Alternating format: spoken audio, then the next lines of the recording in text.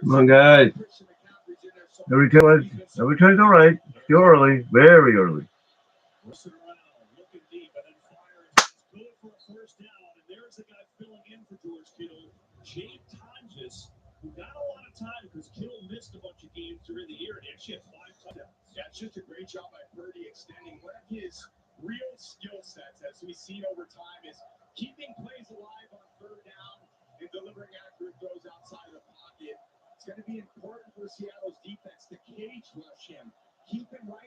Come on, guys.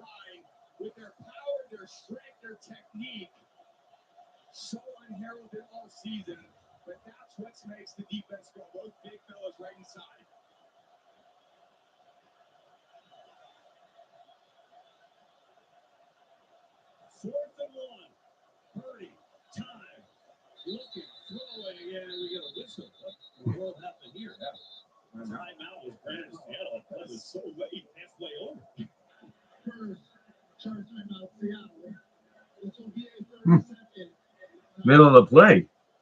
That's weird. Seattle gets a timeout. If you're not familiar with this Seahawks defense, let's explain it to you. They call themselves the Dark Side. Yeah. And it gets very dark. Yeah. That's the nickname that they gave themselves. #1 scoring defense, first time since the Legion of Boom in 2015. They're allowing 17 points a game. The fewest by, again, that same Seattle defense in 2014. Come on, guys. You can do this. As we just saw, they're so stout inside. And Mike McDonald, he was had an amazing defense in Baltimore. It might be even better here in Seattle. They just kind of made this defense, obviously, with this scheme. It's a very sound scheme and very well coached, but terrific players. They won the offseason. Their offseason acquisitions in the draft and free agency, they really developed this entire offseason. Come on, guys. Turned into this premier defense. I'm just checking something here.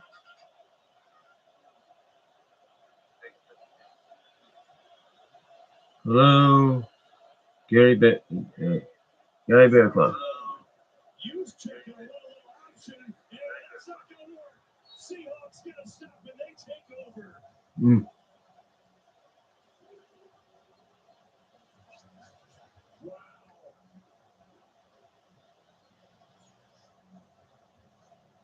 What a start. You try to come up with something creative if you're Kyle Shanahan. Hand it to use check. Run it out top, but it just gets strung out. Oh, come on, guys. You can do it. It's all right. It's all right. It's early. You can hit. It's all right. It's early, guys. It's early. It's early. It's early. It's early. It's okay, guys. It's early. It's early.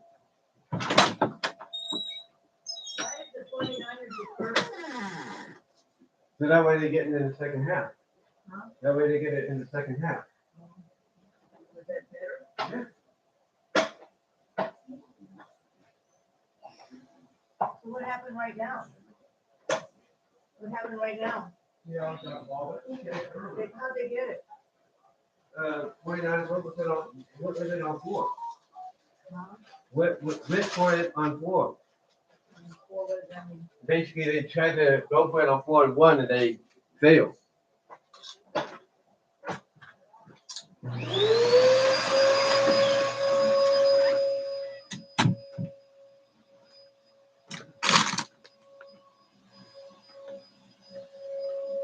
Oh, thank you for the super chat.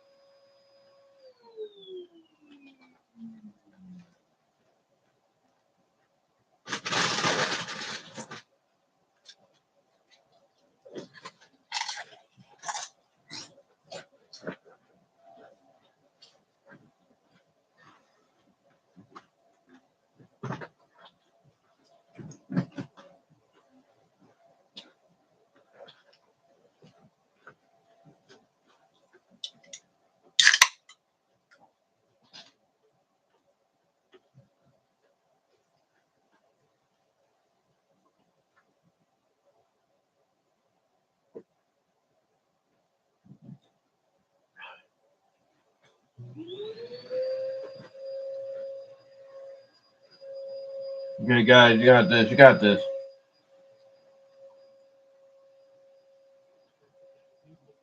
You got this, guys. You got this. Yeah, Lawrence just destroying McKibbins on that block and stringing that play out to Thomas with a great run stopping inside. Come on, guys. You got this. And thank you for the super chat. We appreciate it. That is the perfect turn to the Seahawks D-line. That offense, Seattle with Kenneth Walker getting the carry, and a good start for him. With Sam Dollar, we'll talk a lot about the injury and how that'll get through that. Come on, guys. His first year, he was sensational coming over to Seattle from Minnesota with 14 games. Look at him quick here. Big time, left up to the middle, and Walker surges forward. That's the first down. Brought back straight to the ball, tempo. Force the 49ers defense to the line. I love playing at home when you've probably been working on this for 2 weeks. They say, wherever we're going to play, we're going to use some tempo, use it to our advantage. Love that style of play by Clint to get the ball. Four-man rush, Darnold with time. Let's it rip and it's Oh! Could have had that. Could have had that in a second. Now with Darnold, the year that he has had 4,000 yards, 25 touchdowns, and winning 14 games back-to-back years from 2 different teams. First player ever do it. Pretty cool. Yeah, he's had a solid season. I think he's managing his offense. They got quite a few good skill players. He's a tough guy. He's kind of got that gunslinger mentality, and his teammates really believe in him.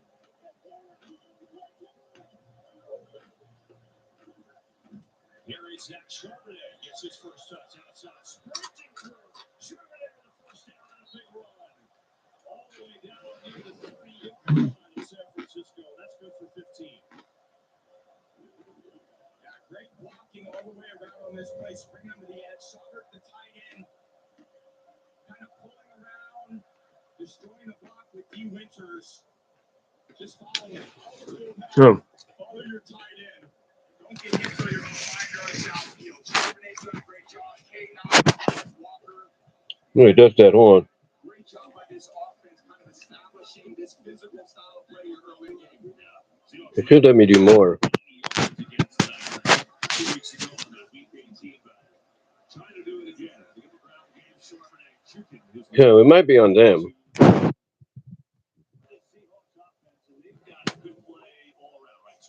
Try. For anybody watching, try sending maybe 5 or something like that. It might work.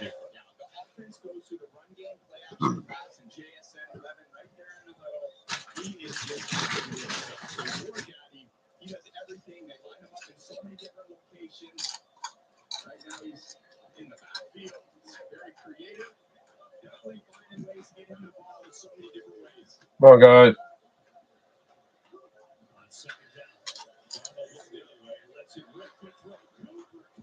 Mm.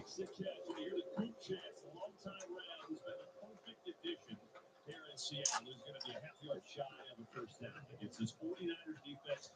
They've had a lot of injury. We know that. They've overcome a lot of them. They've been tenacious. And they've only allowed 26 points in the 2 games against Seattle this year. We watched them last week against the Eagles. They were so fundamentally sound, schematically sound. Coach Sala right there. He's had them playing together. They won 8 of their last 9. They have a ton of confidence in their ability to stop the offense. And A.J. Barner with a 1-yard push. He's done this a bunch, and he succeeded a bunch. That'll be good for a first down there. He's got 10 rushes on the year, 9 of 10 on that push, including a touchdown. That's kind of their version of it, and it's been successful. Come on, guys. He's got Boots pushing on, he's got the halfbacks. Some of the teams that use the tight end, obviously Baltimore did it with Mark Andrews when Mike McDonald was there. Packers did it with Tucker Kraft. It's been the 2.0. Yeah, there's definitely a degree of risk to that play because when a tight end is taking snaps, I know that only happens, guys hit 5 or 6 times a week. Quarterbacks do it tens of thousands of times. It's different when the tight end's got to come in and execute at a high level, certainly in a playoff caliber game. They executed there. That was very good. Offense number 72.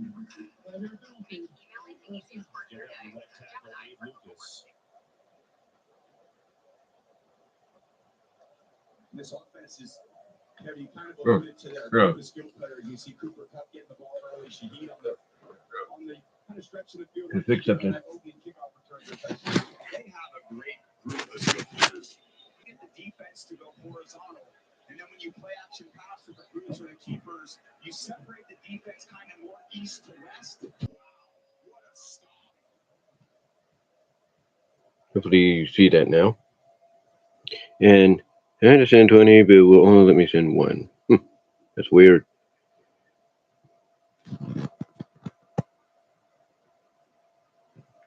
Might be on YouTube, but try sending a 5 or a 10. Maybe that might work. Because it's happened before.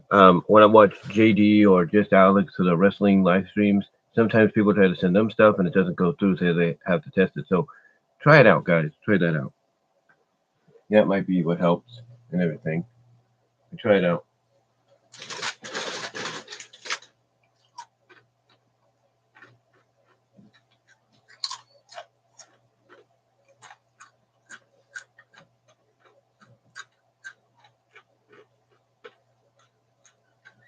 Modern day take on Bride of Frankenstein.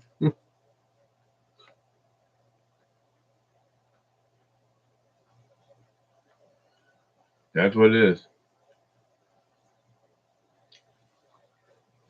That's just it.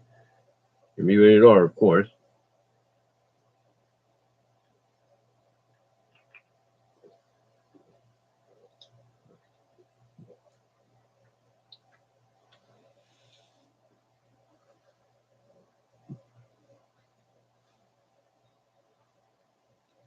If you can't do the 20 or so here, just try the super thanks after it renders after 12 hours. That might help. But I would say try 5 or 10. That will help too. If you guys want to do that.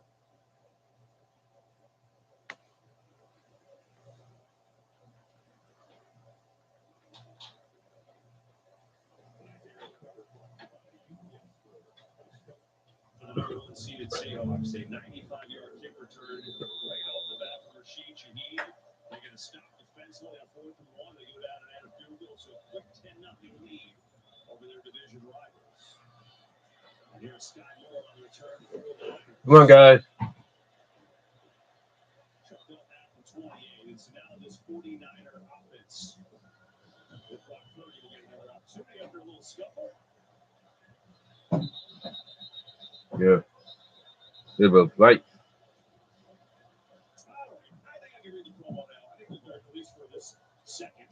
Hey, play the Fox Super 6 NFL Challenge. Yeah, come on, guys. You can do this. Had to fix a little something with the title. I do apologize for the abruptness, if you will.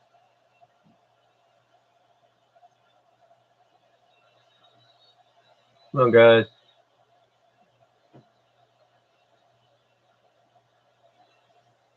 Here's McCaffrey. Off the ground. Ooh. Across the 30 there. They're going to pick up maybe 3. You hit it, Tom. Like this 49er team under Kyle Shanahan, they've been known for how great their run game year in and year out is. They've been one of the best, if not the best. They've had trouble with that area all year long. Yeah, they're 24th in the NFL with run scheme.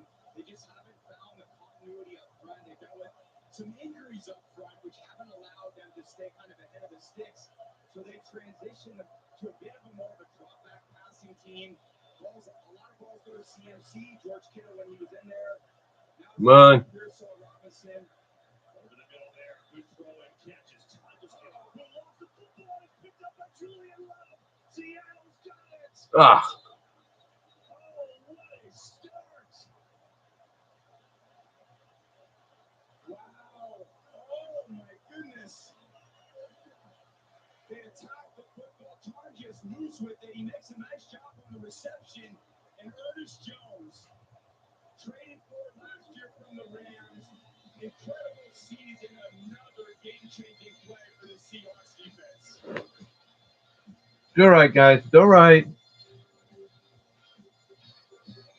It's all right. Just gotta adjust. Gotta adjust. You know what to do. Don't get frustrated. Just gotta adjust. Gotta adjust. That's all you gotta do.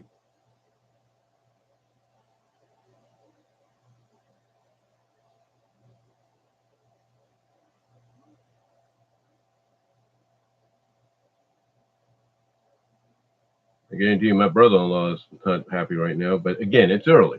It's early. This has happened before. You know, Chicago thought they would. I mean, Green Bay thought they had it in the bag with Chicago. Chicago came back later and won. You know, you make mistakes early. Make mistakes early and everything. So it's all right. It's all right. We're good. It's gonna be good. You know, they're gonna learn from this. But it is as some people would tell me, they're anxious. So they'll be fine. They'll be okay.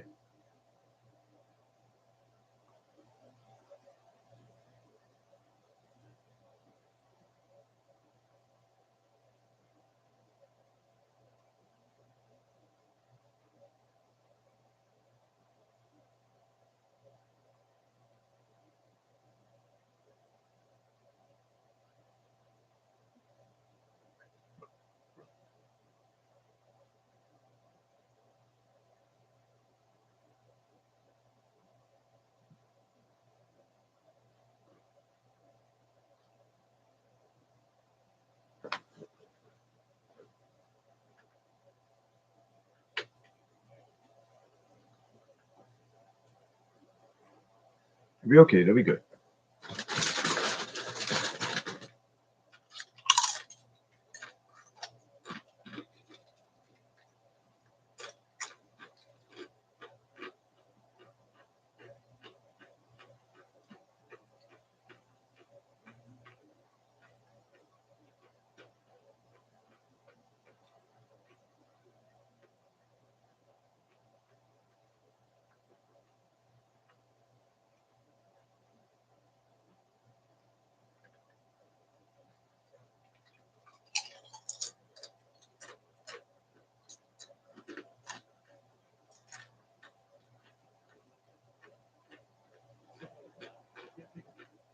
Great run stop over there. He forces a turnover. Julian Love recovers, and the Seahawks a big-time business all day at 10-zip.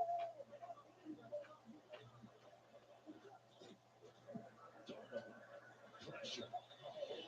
Get him! Sack for a big loss by Malik Mustafa, the safety. Wow, what a play by Mustafa. That's basically a run blitz. And shaking up Darnold off that tackle. He just didn't understand that Mustafa had a full head of steam coming off the left side. Look at him just come. It's a run blitz. They're just trying to challenge it. It ends up being play action. Then he beats Walker to the inside. But he never breaks stride. He's a very fast guy. Darnold has no idea that he's kind of tracking him down with that type of speed.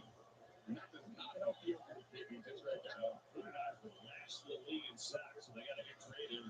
Come on, guys.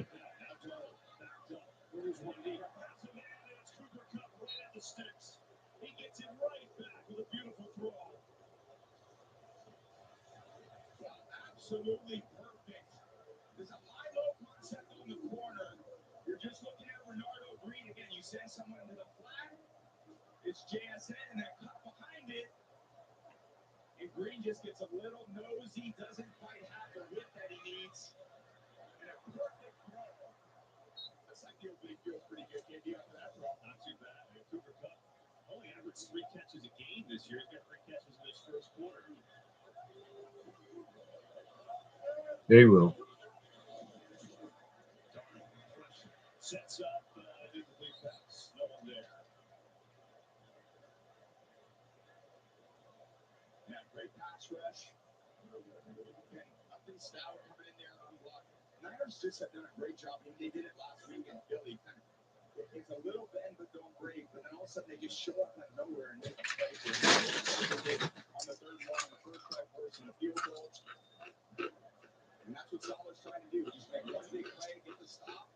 They're fundamentally sound. Limit points when they get to the red zone.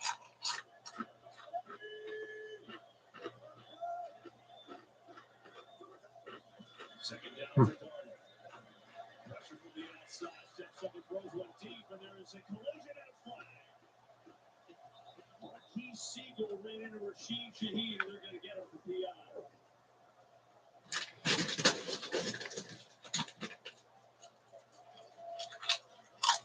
Siegel just going in for Jair Brown. Shaheed beat himself on the cross around him. Siegel ended up just running through Shaheed. The young player did so many good things last week, filling in for Jair Brown, who injured himself in the Eagle game.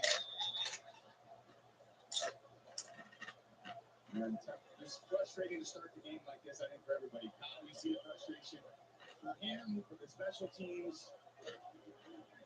They got to pull it together. They need a big gun check ASAP. Feel like they're trying to survive right now as Walker up the gut. He gets so low at the 5, maybe just inside the 5.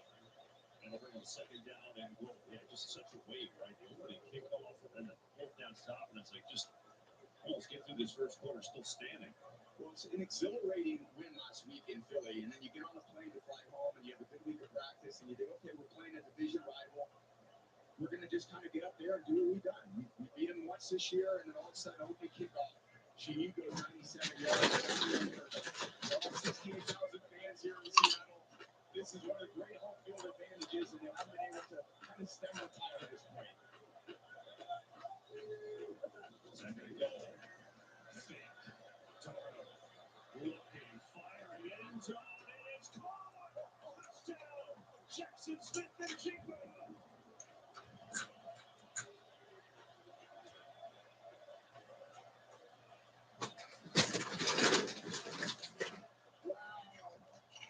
Who else? But JSN, the leading receiver this year.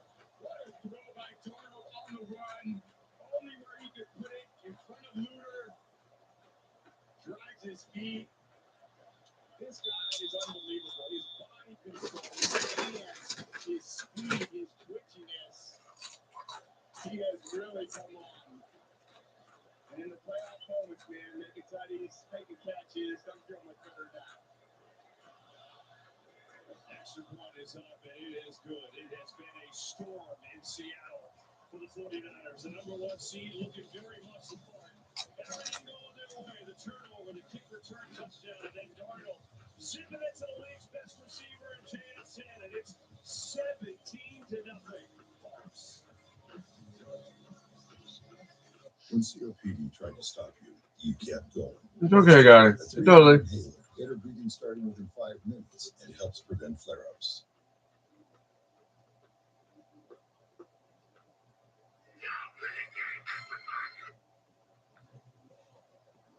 How about it? Come on, guys. We can do this.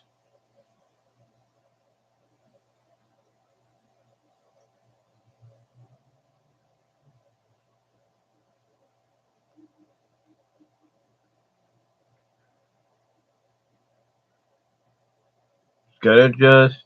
Gotta adjust.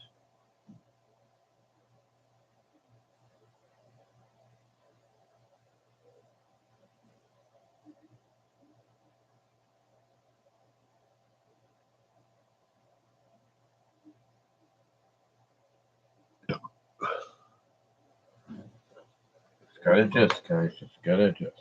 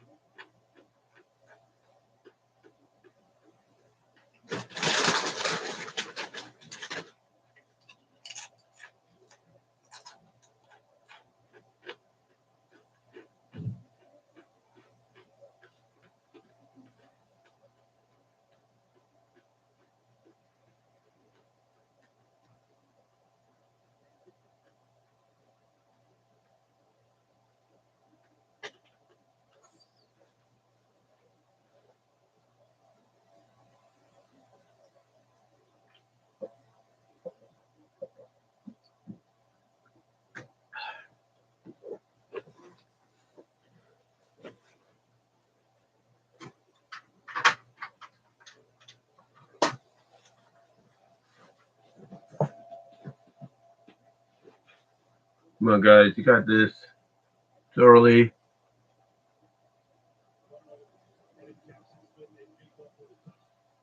Largest lead against Niners at home since 2020. And they're firing on all cylinders right now. And more than the end zone will take it east. So on that touchdown, the other one, I'll make that, I'm sorry. Ronald Green was out, Will Luter was in. Now here's the intended receiver, JSN on Luter on the bottom part of the screen. And watch the safety Siegel. He just gets caught in no man's land. I'm not sure why he's coming up there in the end zone. He should kind of sink back, maintain his vision. Oh, God. Routes. But because he kind of disappears in the front of the end zone, JSN gets behind it. Yeah. Now that's Ronald Green. See, Kyle Shanahan is clearly upset, so I'm not sure if he took himself out, if there's something else going on there, but that's the guy who's usually covering that route.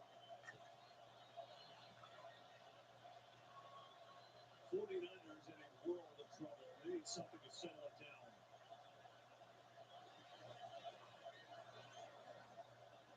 Purdy. Preston to set up screen. McCaffrey's got a good block. And a good move to McCaffrey, who's got first down. Now, this situation can be super important, and I know the Niners won't do this. They don't lose their boys offensively. It's just got to start chipping away. There's no 17-point touchdown. One play at a time. And look, you can't against this defense. Everything's got to be one play at a time anyway. They're just too good. You got to focus on the rest of the game. Individual plays, advancing. Everyone's got to do their job. If Purdy's throwing it, find the open guy, cut it. Okay. Just try to chip away and slow the momentum of the Seahawks down.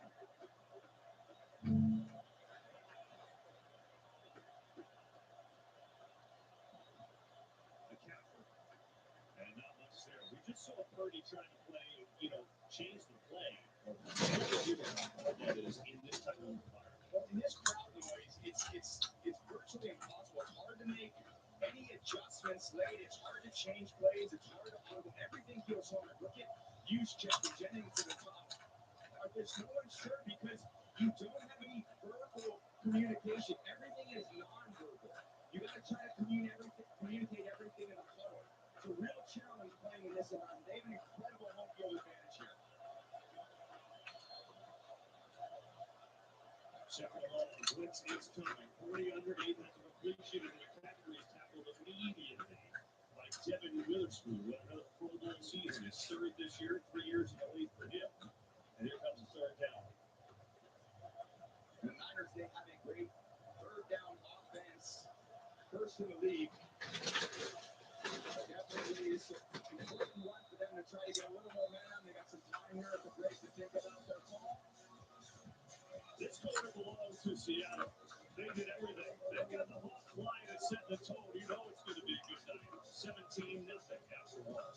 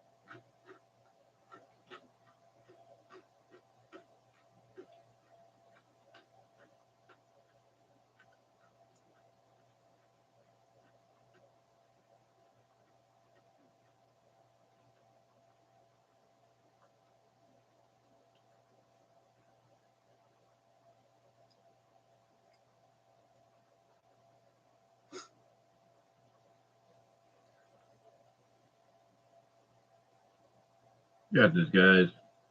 Nothing to worry about. Nothing to worry about. I'm down before. Very nice. Everybody thought Chicago was going to lose to Green Bay, and look, tomorrow Chicago's hosting the Rams.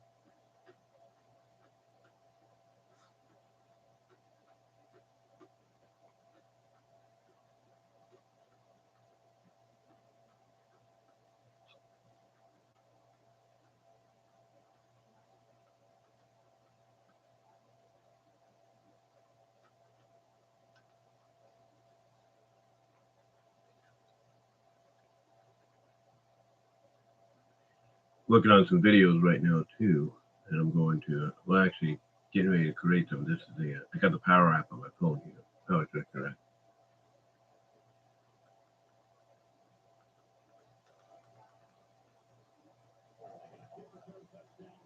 They turn that into a touchdown. And we start the second quarter with a pretty important third down for the 49ers.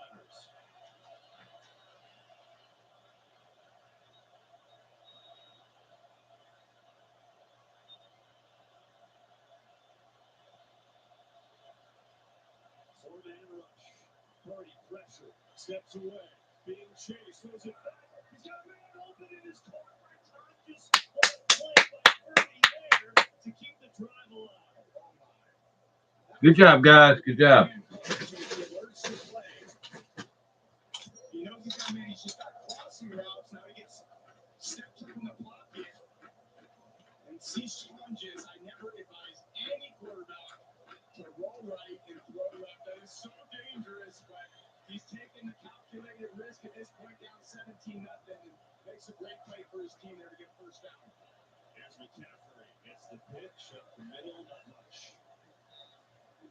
This defensive front, basically, you know what they're going to do for the most part. They have four guys on the line, run a pass, but the guys they got there are just outstanding. And the DeMarcus Lawrence move, getting in from Dallas, he's been the perfect piece. The defensive front really allows them to play the secondary structure they want. The secondary structure is built to play the pass, but they rely on his front, the defensive linebackers, to shed blocks, destroy blocks, and make plays in the run game. They're so elite at it. You can't run the ball, so they maintain their pass defense, but their structure of everybody deep. But they stop the run with those big guys inside. Very suffocating for an offense. McCaffrey on the catch. Good shake and move for McCaffrey, who's right around the marker. Should have a first down. All that. That's good. Christian McCaffrey has another amazing year. And it hasn't necessarily been for the run. He's actually finished the regular season 6th in the league in receptions. It's unbelievable the volume of yards, production, catches, rushes that he accounts for this team. He's just an absolute workhorse. Can't say enough great things about him. And a lot of times in this defense, that short middle part of the field is the most vulnerable spot. You're going to have to take those throws all day. And we got whistle. 49ers use their first timeouts. Kyle Shanahan still doesn't love what he's seeing here, but they'll talk things over. While they do that, we'll be right back after this message from State Farm. Having insurance isn't the same as having.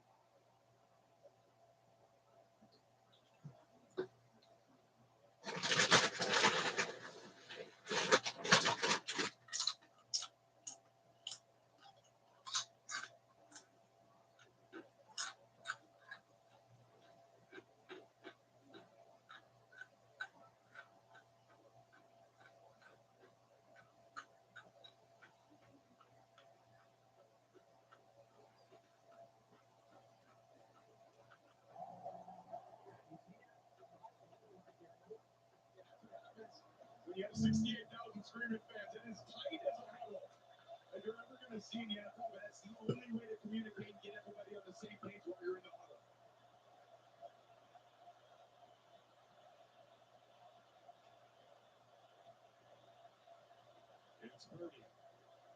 last time.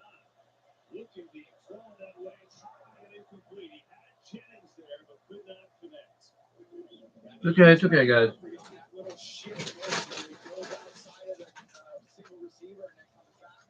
He realizes both that he started out here, the corner stayed out, so he knows it's zone. So they run a zone concept of high 7 by Robinson, and then you got Jennings on the sail route. Just a little off by Curry. Doesn't like the rebound. Good aggressive throw. Just a smidge off.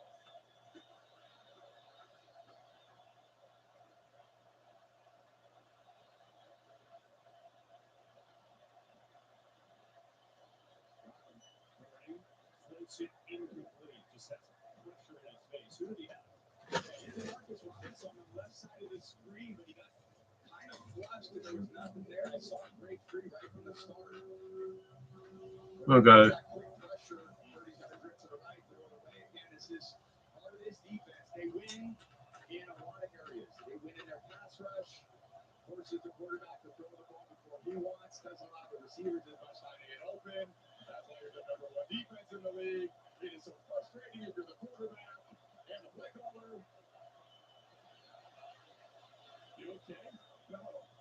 Why am I here with you? That's what I'm very happy about. 31, 30, looking, throwing. McCaffrey's going to lay it go, and he's taken it short. Excellent tackle that time. Well, it was good to still got an extra goal guy out there. Make that play. So here comes the field goal. I think for the 49ers, just to get something on the board and settle it down will feel good. Yeah, smart decision. Just feel like, okay, we worked really hard on that drive, 30 extended plays, McCaffrey breaking tackles. Let's get something on the board. Let's see if we go out there and stop them on defense. Here's Eddie Pinheiro. 40 yards away from him. And this kick is up and perfect. He's had a great year for the Niners. So, San Francisco on the board. Get a field goal after a long drive. Make it 17-3. It's okay. All they have to do is stop them, score 2 touchdowns, and they're tying it. Easy. Sometimes starting small works out.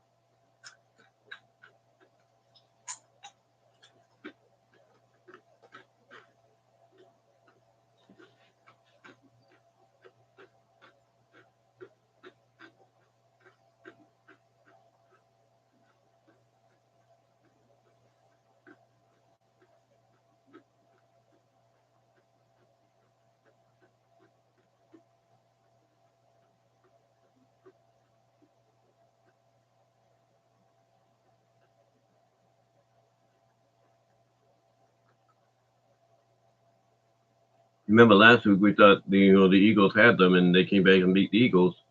You can do the same here. They will. You gotta think positive. That's what you gotta do. You just gotta get adjusted to what's going on. I guarantee you one thing.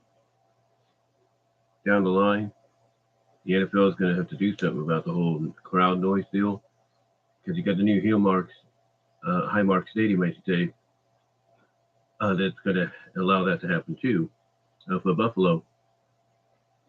And yeah, it's just going to get to a point that I think a lot of teams and all that just going to get sick and tired of it.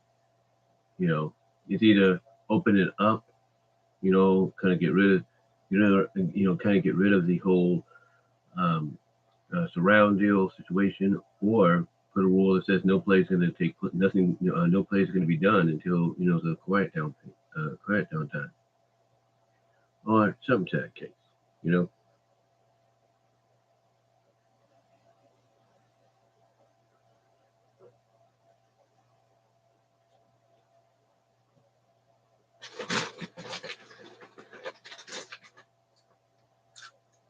Hey.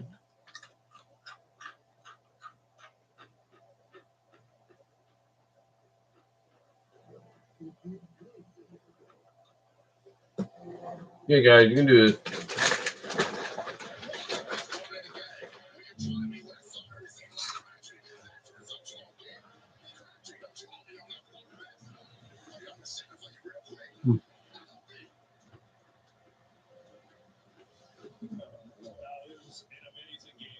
Championship 2013 Aaron's face there. Terrific. That iconic interview with Richard Sherman to knock the ball away. That was 2013. And then today, a reunion. They're full with the A. So cute. Look at those smiles right there. That's such a he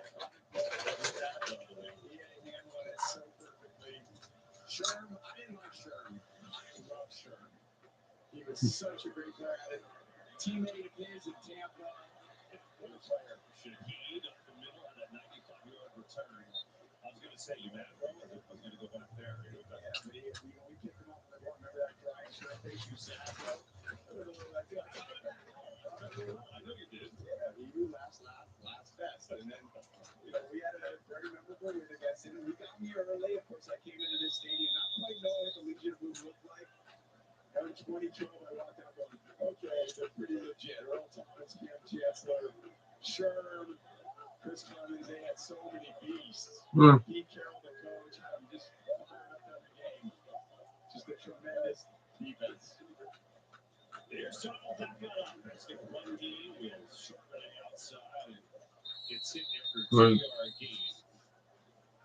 Yeah, this place was ready to erupt, and they got to erupt on the opening kickoff. Here it is, Rashid Shaheed, 95 yards. I had to wait a smidge because there was a flag right here, so everyone's like, we think it's a touchdown, but the flag was on that attempted trip.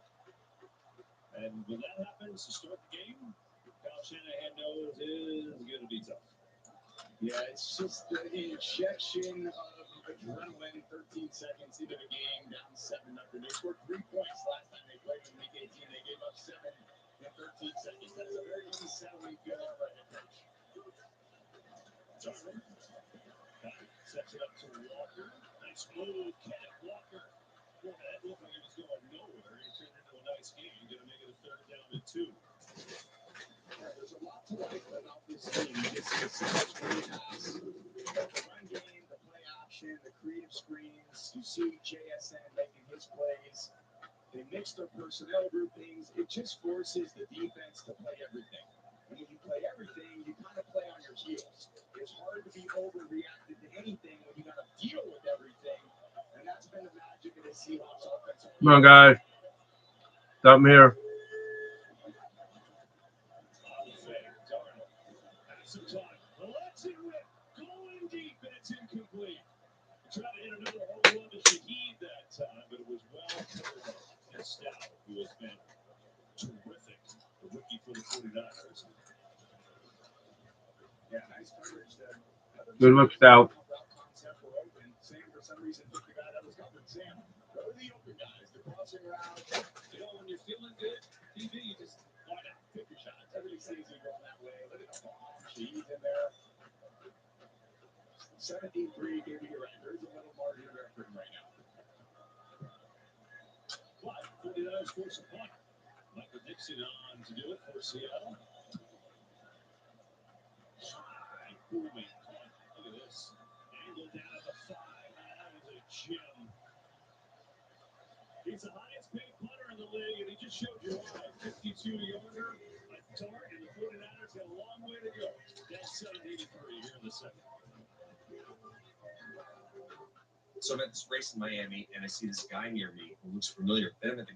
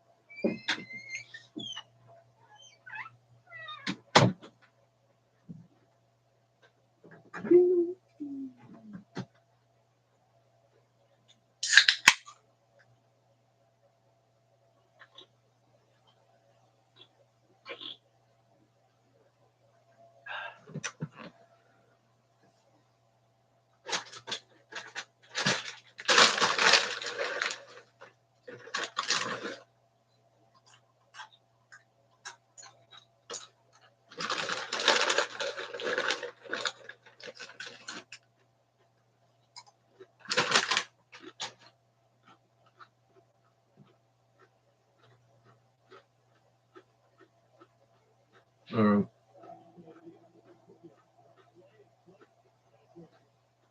Gary, who was Super Bowl winning player and coach of the Broncos, but today they're coaching against each other. Well, they're both offensive coordinators, so maybe not directly against each other, but you get the idea. Cliff for Seattle, Clay for the 49ers,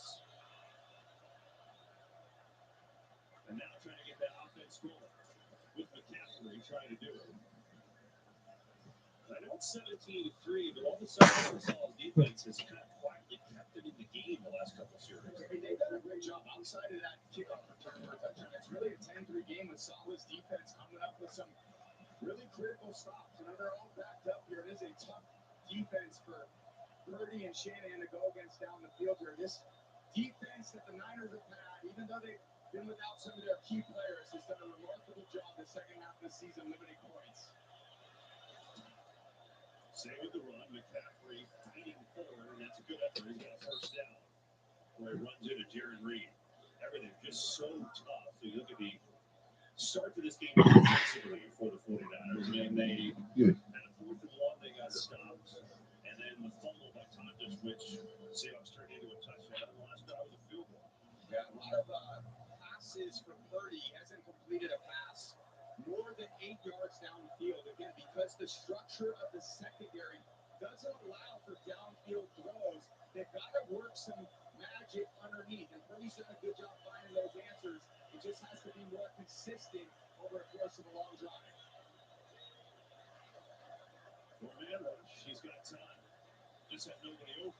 Lloyd now fires back across the other side of the field again. It's time. The second time he's done that to him.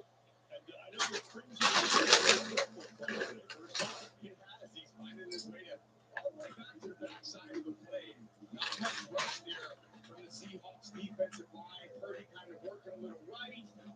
And then again, work right and then come back left. I don't like that so much, but again, he's finding completions. So I like him when he's finding completions.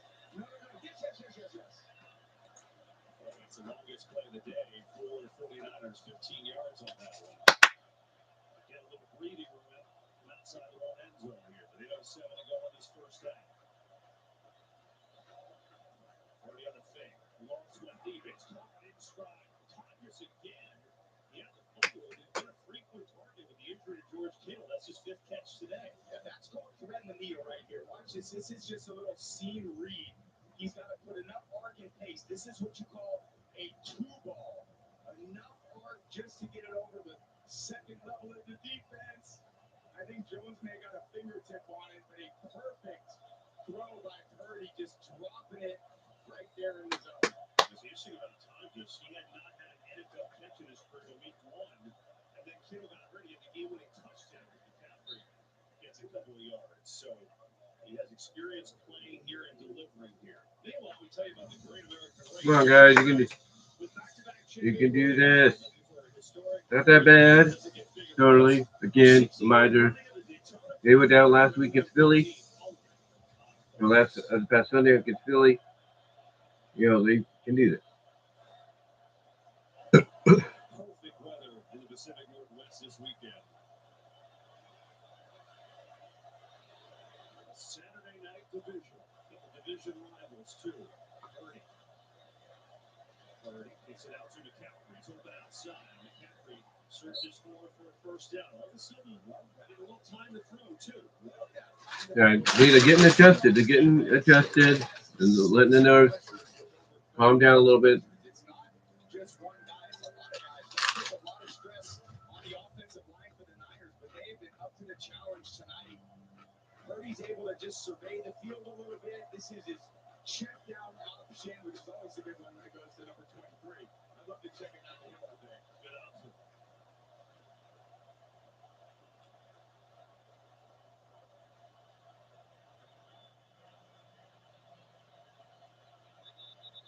Right. Timeout call. Kyle Shanahan will call the second for the 49ers as they discuss things.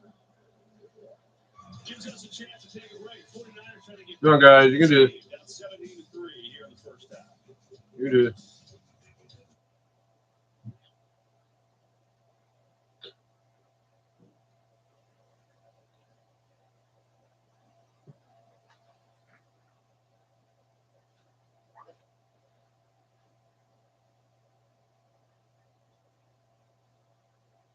And if you're curious, sometimes I make videos.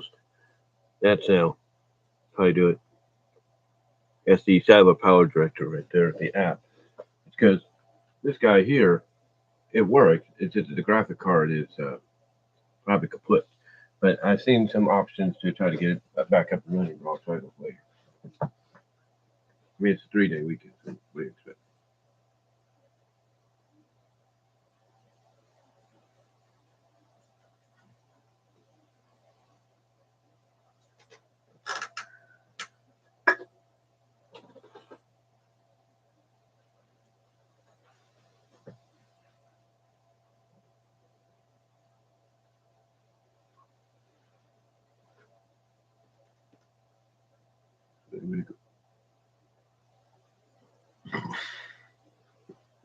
Excuse me.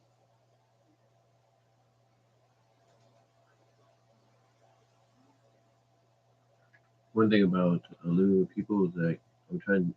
Probably later I'll be doing another audio recording, basically a review overview of the 85th page of the Sprint Online deal.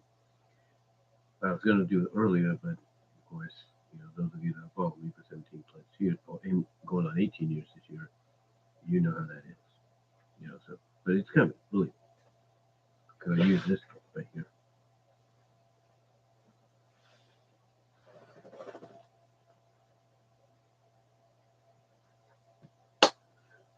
My Lord, give them this opportunity.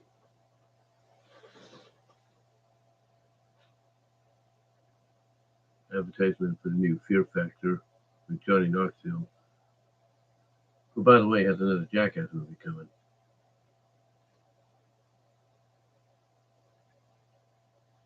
And by the way, super chats are open, guys. You want to get those on in, it'd be greatly appreciated.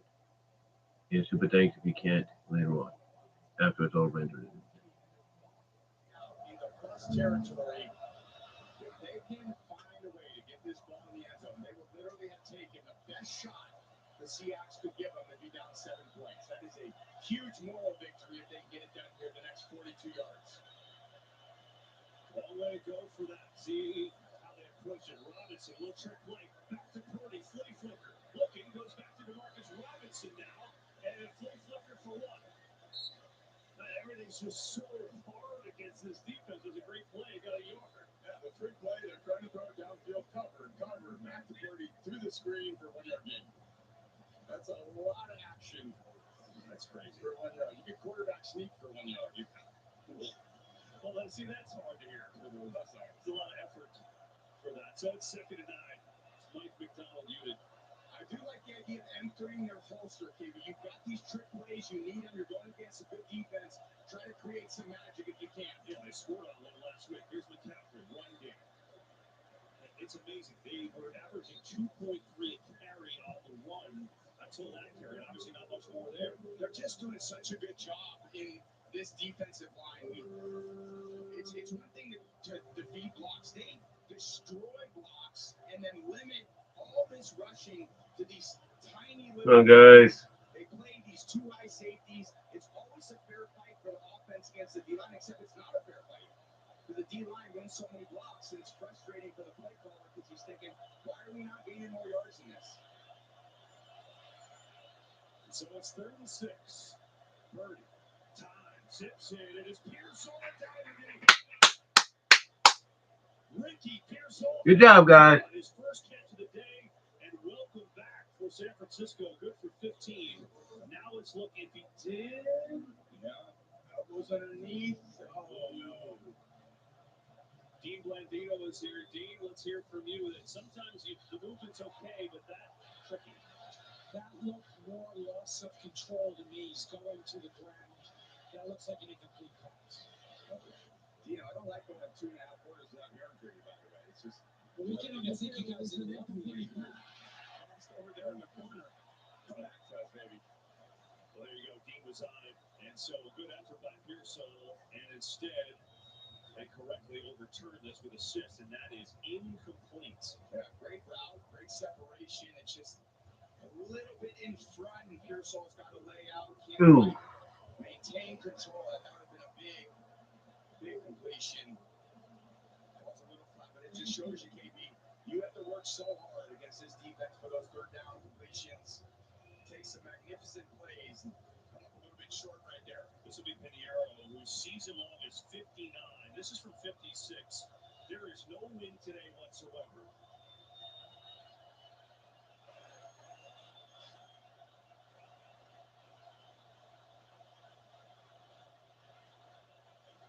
Pinheiro drills it right down the middle, and it is long and up and good. Continues to be excellent for the 49ers, and they add another. Down Okay. to 11. Pinheiro, a couple of field goals. Better than nothing. Better than nothing, because all they have to do is score a touchdown, and then score another, they take the lead. That's all they have to do is get a touchdown and another touchdown, and they get the lead. It's easy as that. Start small,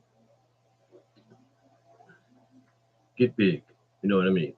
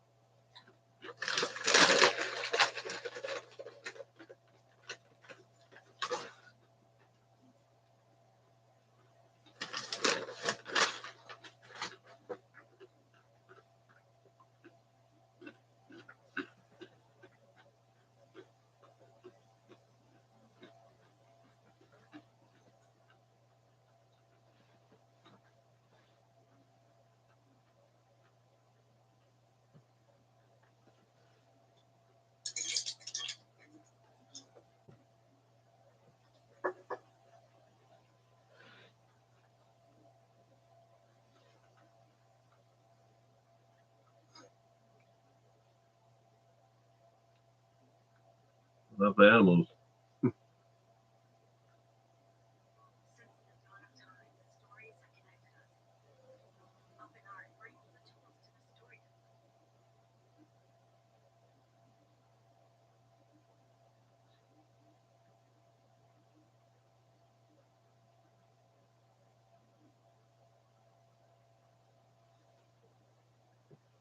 Come on, guys, you got this.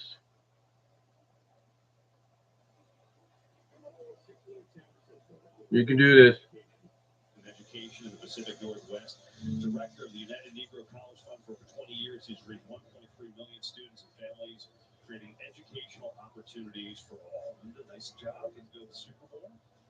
And this game will kind of stabilize just a little bit after the onslaught to open for the Seahawks. 17-6. After that scoring drive, and another Eddie Pinheiro field goal. 4:32 to go in this first half. Yeah.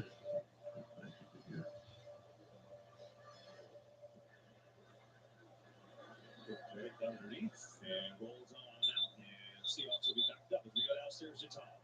Well, the original plan was for linebacker Fred Warner, had that fractured and dislocated ankle, to spend this game up in the box. That's what Niners told us. But during the second quarter, obviously that plan changed. He's been down talking to everyone on this defense, on the offense, going up and down. Talking to Brock Purdy this week, he said he just carries this sense of urgency, seeing him in the jersey. Guys just feel his presence. It's Fred's here. We have to handle business. We had a chance to go to him a little bit pregame. He is the heart and soul of this team, as we know. And to see him down here and trying to talk up the team there wearing the headset, huge presence for Fred Warner. He dislocated his ankle 3 months ago, and there's talk about him maybe playing this week. They hope if they survive this week, they can go next week. Obviously, a lot to do before that as Walker has the carry. And just see. Yeah, you see the injuries has been an issue, right? Banged up Niner game. Robert Purdy missed 8 games. And then you see Bo's out for the year. Warner, we thought was out for the year. Maybe we'll see what happens. Kittle got hurt last week. Ayuk's been MIA. And then Pierce won this 9 games. Their top draft pick, Michael Williams, he's been out. You get the idea with the 49ers keep on moving forward, and you know what kind of presence Warner is. Yeah, I just see him down on the field, and you just think about true leadership. It's not about status or titles or Pro Bowls. It's about putting the weight of others first and carrying the load. And he does that. He puts others first. It's all about his teammates, not himself, and that's why they love him. There's Walker trying to stretch to the outside. Breaks a couple times. And it gets belted there. Up another 29. Will be a 3rd down and 1. You wonder why this defense continues to play so hard. It's because they have an example like Fred Warner every single day in practice, just leading the team. And he's not out there with his brothers right now. It kills him not to be out there. But he's doing anything he can to contribute to victories for this team, no doubt. Assisting Salah, assisting the linebackers. Just a great culture driver. 3rd and 1 here. Charbonnet in the game in the eye. Pitch it to him. Looks for a seam. And he is hit short. There's a penalty flag that flew in from the secondary. So let's see what that is. And it looks like it's going to be on San Francisco. And now Charbonnet is the injured Seahawk. A big hit there on the sideline on that outside toss play. He and Kenneth Walker have been an amazing 1-2 punch for this team. Each have their significant styles, but they're basically interchangeable in the playbook. Here's John Hussey with the call on the penalty. Come on, guys.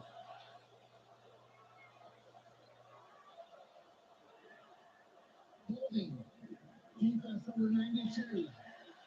That's why I got penalty will be enforced from the end of the run. Automatic. 1st down. Yeah, there's Jordan Elliott just grabbing the center of Sundell. And then you look at Mustafa and D. Winters running the alley. Boom. Sorry, Siegel coming in there. Whole wall of Niners bodies. Swarming that ball, making the tackle. Injury timeout.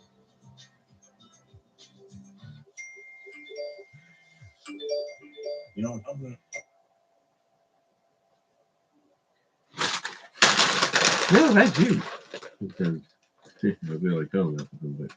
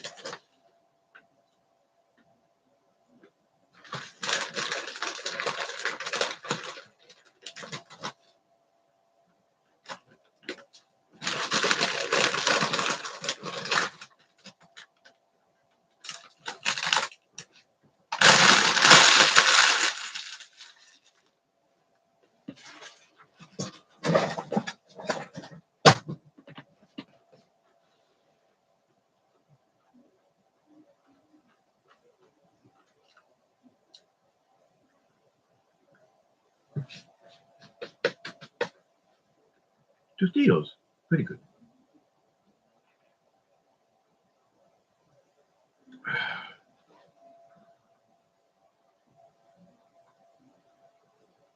Advertising Tylenol and gel, liquid gels.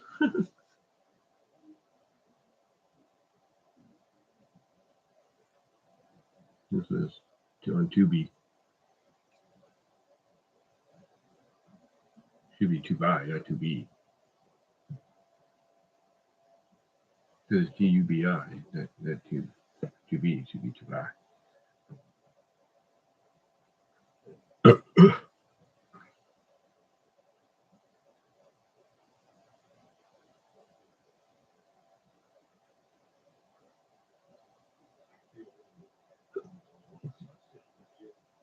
Here's D. Winters on that hit. He got a shot.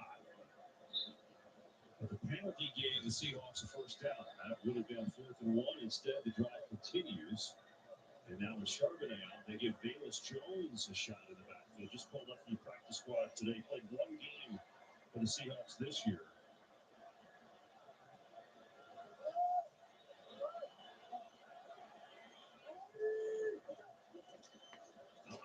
Here's Shaheed on the end route. He could fly. We've seen it already. Couple of blocks. Shaheed cuts back inside the 40. He is an electric player. Wow, it's just watch this. These are the guys that usually force, but because of this coverage, it's a weird kind of cover two. There's no corner support. Look at the wall of bodies out there. Normally, Lenore would just be standing there, but because he's rotating the deep half part of the field, it's absolutely like the worst call you could have had on at that time for that to defend that play. And Shaheed took advantage, ran for 30, so the Seahawks on the move in a 2-minute warning. They're up 17-6 in this divisional playoff. Guys, you can do this. You don't have to worry. No panic. No panic. Basically, they start at the 20. They start at the 20.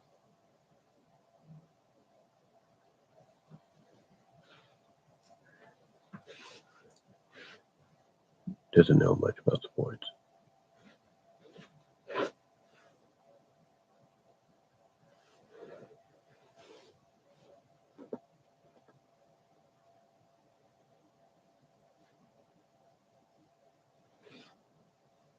I mean, they're a fan, but they don't know much about it.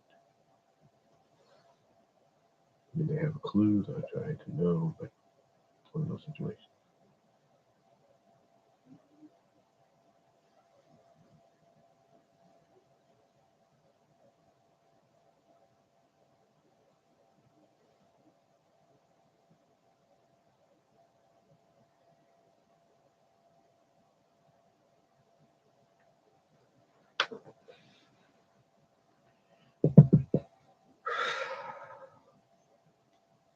One thing about the 2-minute warning, I fixed my Celestia figure here. A little mini Celestia Funko figure.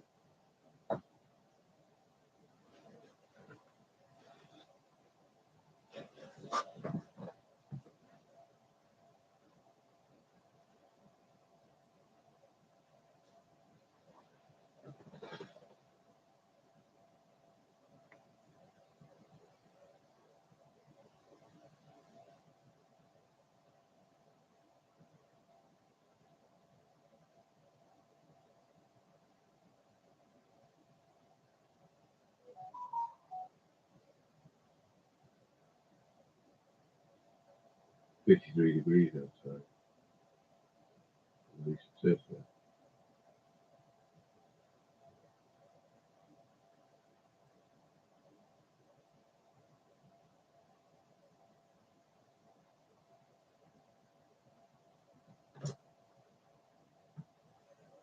All right, you got this. We back.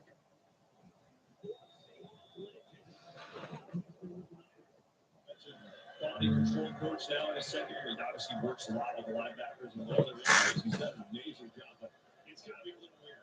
Kind of feel a little weird. Kind of take that personal being on club with another guy. Listen, you can do it. You can do it. I can say that. Seahawks on the move here. 2 minutes left. D. Winters has been hitting today. They blew that play up to Boots. Ooh. He hits every day. Imagine he's like a torpedo coming in there. Sam gets kind of rolled out to the right here. He's got Boots, his fullback, who's a big boy. And that's a lot of men. That's a big man and a big man collision there with D. Winters.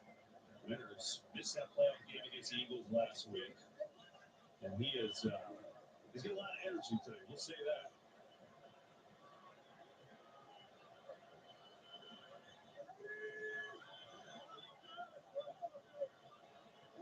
Second down for Joshua. Todd works over the middle. Too far as he led Shaheed there. Good one, guys. Good one. Yeah, pretty good coverage. But D. Winters just kind of falling underneath that in cut. Sam's not going to go the interception, so he leads it with a little too much good pass defense. Trey, what do you want now? 3rd and 10. Niners defense has struggled to get off the field at times this year. But they've done a great job. Just continue to fight, giving their team a chance. The 56-yard field goal right here. 49ers drop out of the play first. Oh, man. Leave that in there somehow. Jake Bobo, it's his 3rd catch of the year, but it's a first down. Good for 16. Watch the twitchiness. That little fake outside release there on Lunar. Bobo beats him on the inside. When there's no help inside, and there wasn't on that play, Darnold knows that before he ever touches the ball, he's giving his man Bobo a chance. And he comes down with a huge third down conversion. Oh, boy. That is something special. Got to stop JSN, Cook, Shaheed, Walker, Charlie, Martin. Oh, and by the way, Bobo's here. Nice. The 3rd long conversion. Here is Walker. Sprinting through the Kenneth Walker down to the 10.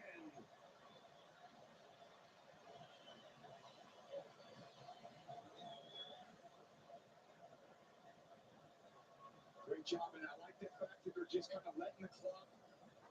No pace, no rush here. Let the clock down. Niners get the ball coming out of the half. They want to end this half without the Niners having any opportunity to score. Just short of the first down, so it's 2nd and half a yard. Walker right off the gut, 1st and goal now with 36 seconds to go. Yeah, maybe use a timeout right now. Yep. On cue, Mike McDonald will call a timeout, and so halftime coming up in 34 seconds. What's coming our way? Okay, you can win this. Guys, you can do this. Again, we've looked at all these games. Apparently, teams, even if they fall short, they don't fall away. They don't fall away. So Niners aren't going to fall away. This is just one of those situations where they're going to win.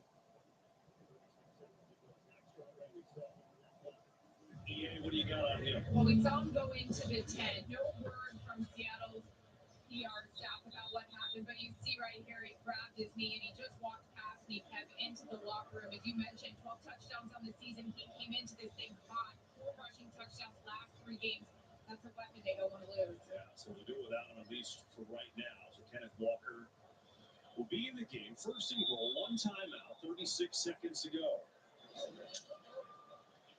Yeah, anything in bounds, they're going to have to hurry to the line. They don't want to use that last time out if they don't have to on 2nd down. Here's Walker, cuts back. Kenneth Walker is in. Touchdown, Seahawks. Okay.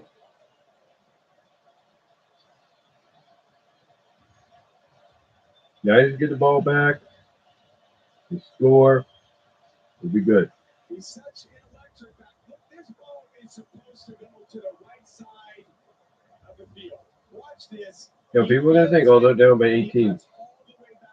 Never think negative. In run defense, it's hard for any defense to go Because even though they're down, 3 in the 3rd doesn't mean they're not going to lose. They're not. across the field, but because of his vision and his speed, if you're a little undisciplined on the backside of those plays, that's what happens. Yeah, that's a pretty good answer. 80-yard drive of the Seahawks. Up 24-6, 31 seconds left in the half. And we'll be right back after this message from AT&T.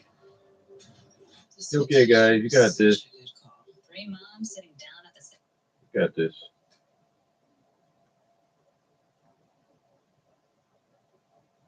I can tell you this, though. People are complaining about the whole Dodgers getting the Fletcher guy in the MLB and how that's going to lead to a lockout in 2027.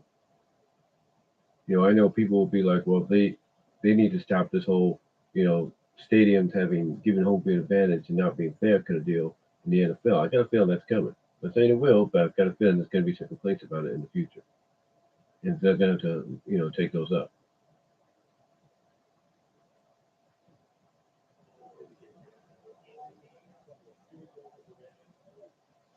Keep in mind that early call in Jordan Elliott, that was a big play that allowed that drive to continue.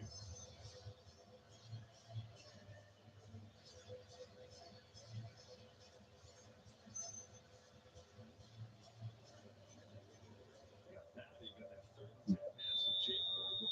Pretty good. you got out there, KB. Everybody contributed at different times. Huge play by Bobo coming up big when they need it. Total control for the Seahawks right now. Now it's Robinson, and he gets jacked at the 30.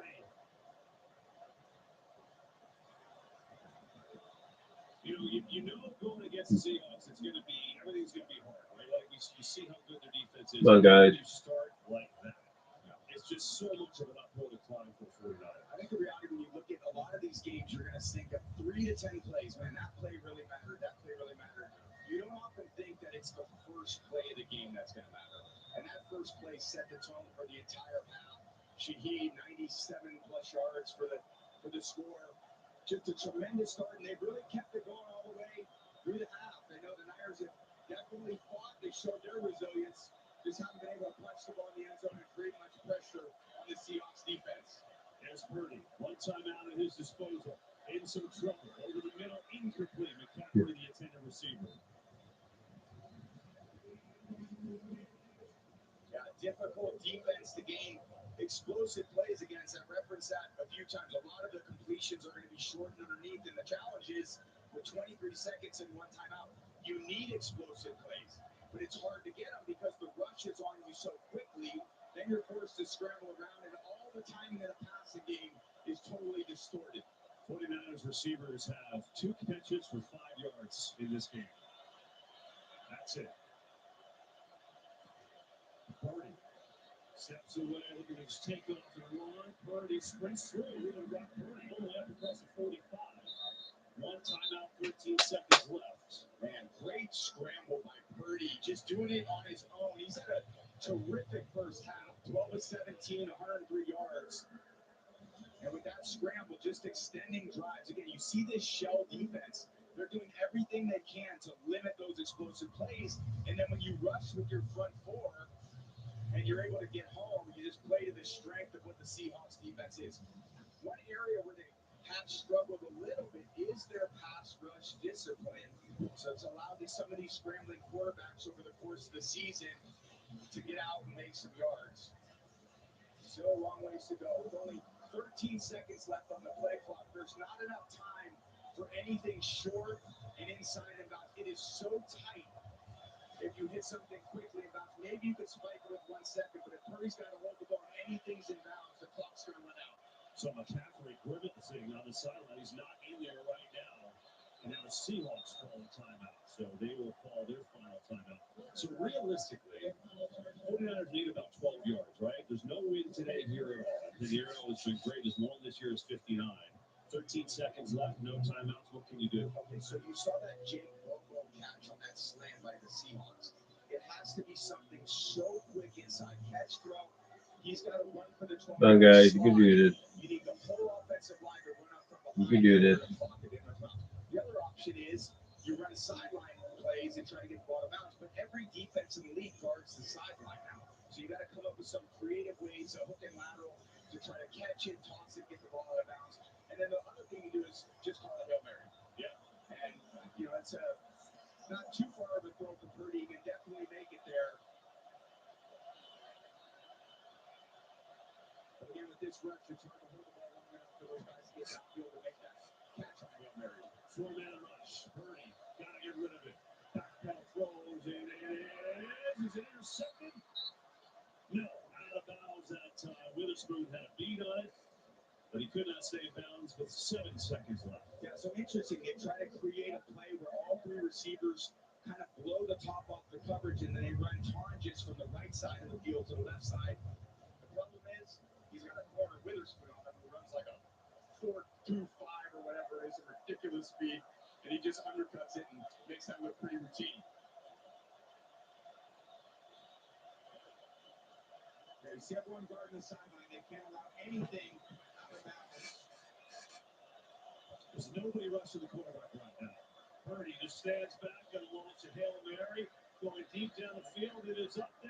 It is. Complete boy. It hung up there.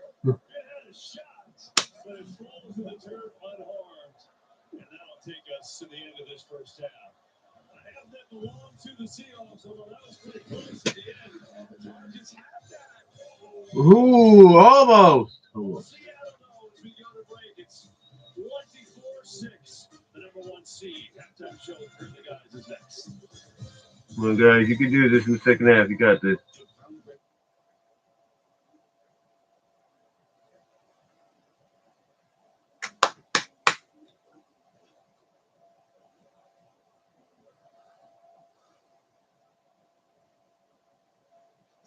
Be right back.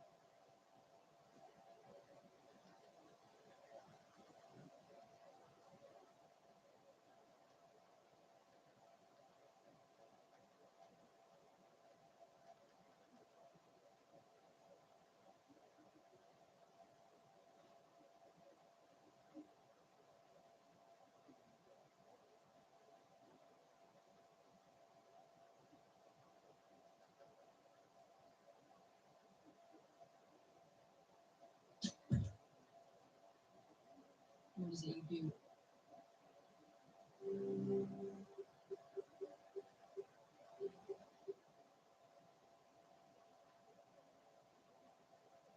You know, of course, when I put it on optic, it goes to the magic in my live stream. You know, of course, when I put it on optic, it goes in my live stream.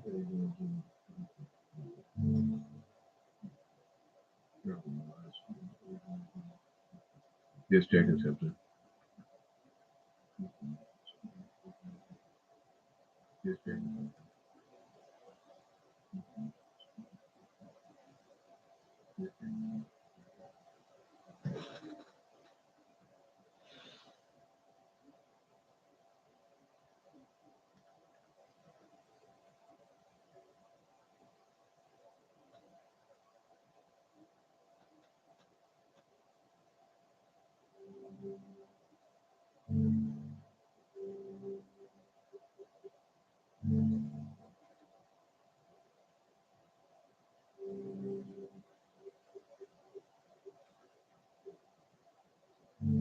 You gotta go to optical test my silencer, if you will. So my mute to you.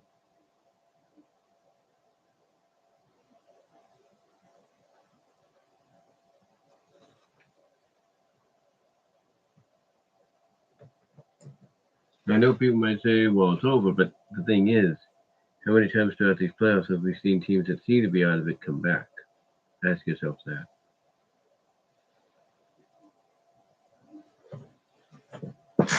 Just saying.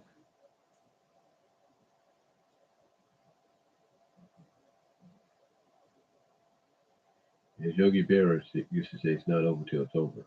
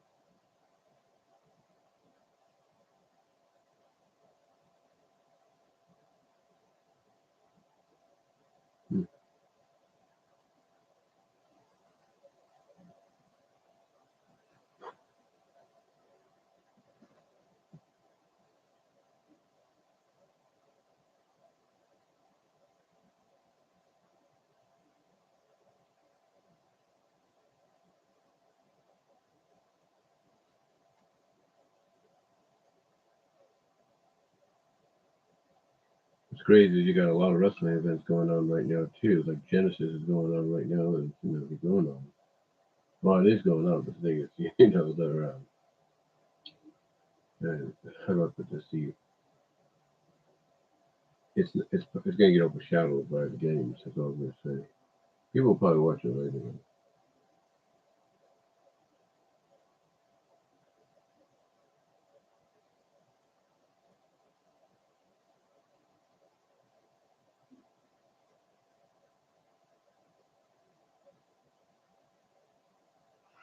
That's it.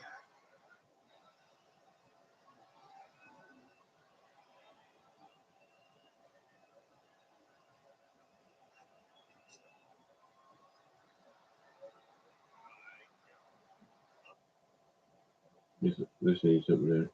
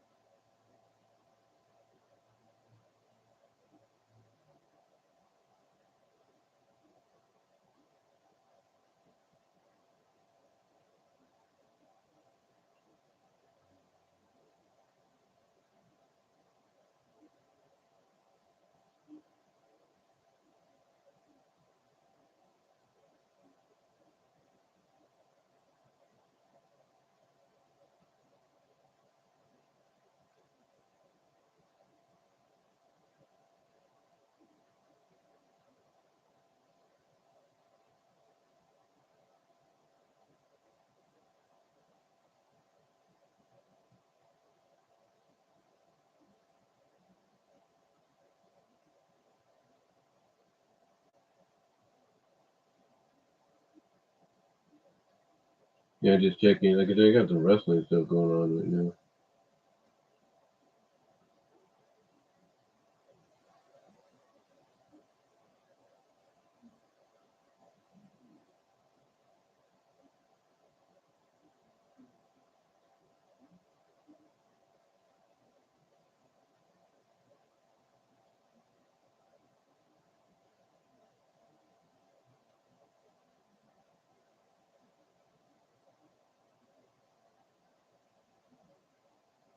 I thought it was four though.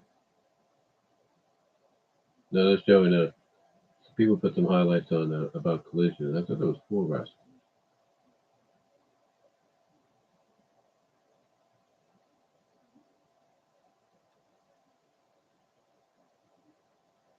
Yeah.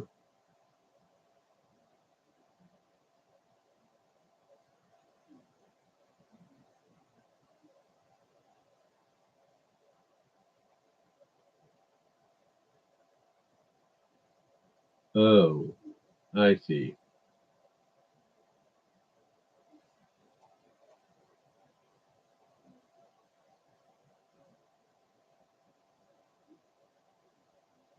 I see. You want to know what I'm talking about? I think the reason the Rascals signed with AEW is because it allows them to, have the weed thing. If you know what I mean. Number one, if you will. That's basically what it is, and I think that's why some people do sign with AEW because WWE is, public, very public, and they're like, look, we can't let you do this or that, but okay, you want to do it, but it's like they don't want to I'm getting tongue tied here. I'm saying that I think they basically side with them because they, Tony Khan says, hey, you want to do that? No problem. They won't let you do it that way. No problem.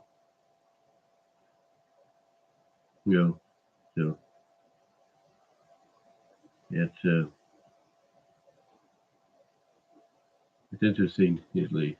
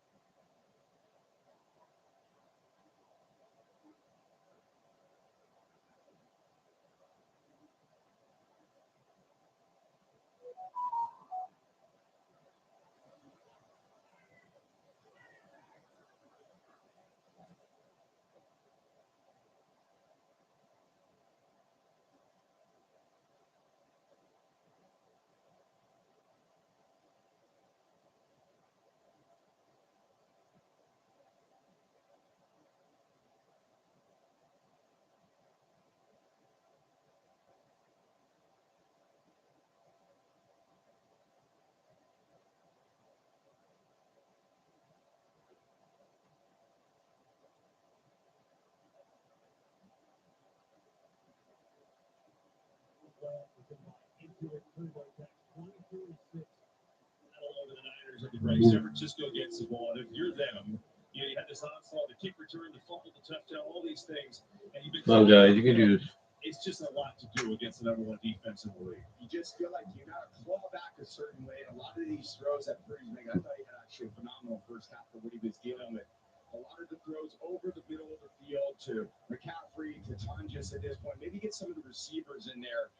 You just got to think about this as one drive at a time. They're not going to come back here on this defense and have some miraculous, 3-score drive. It's one play at a time. Move the ball down the field. And then ultimately, when you get down there, get in the end zone, give yourself a little momentum, try to put a little pressure on this defense. Yeah, we'll see what they do. They get it first. Meantime, why don't we go check out the Tom Rinaldi? OKB talking to Kyle Shanahan going in. Come on, guys, you can do this. You can do this. Second half is yours, guys. Second half is yours. Second half is theirs. Period. End of story.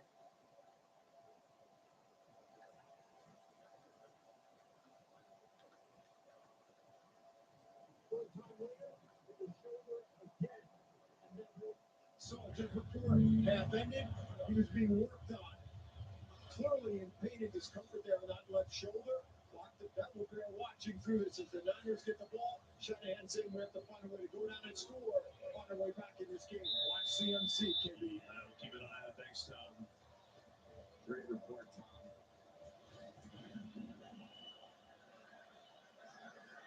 There's Robinson on the return.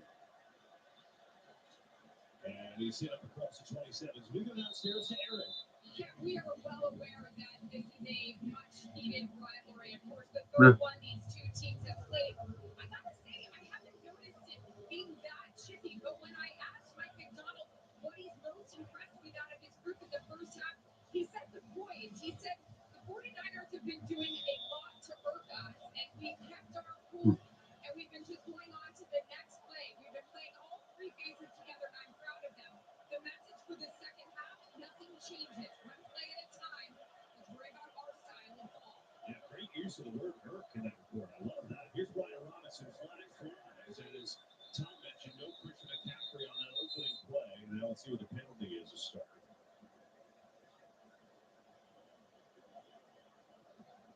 There's no call on the play. Second down.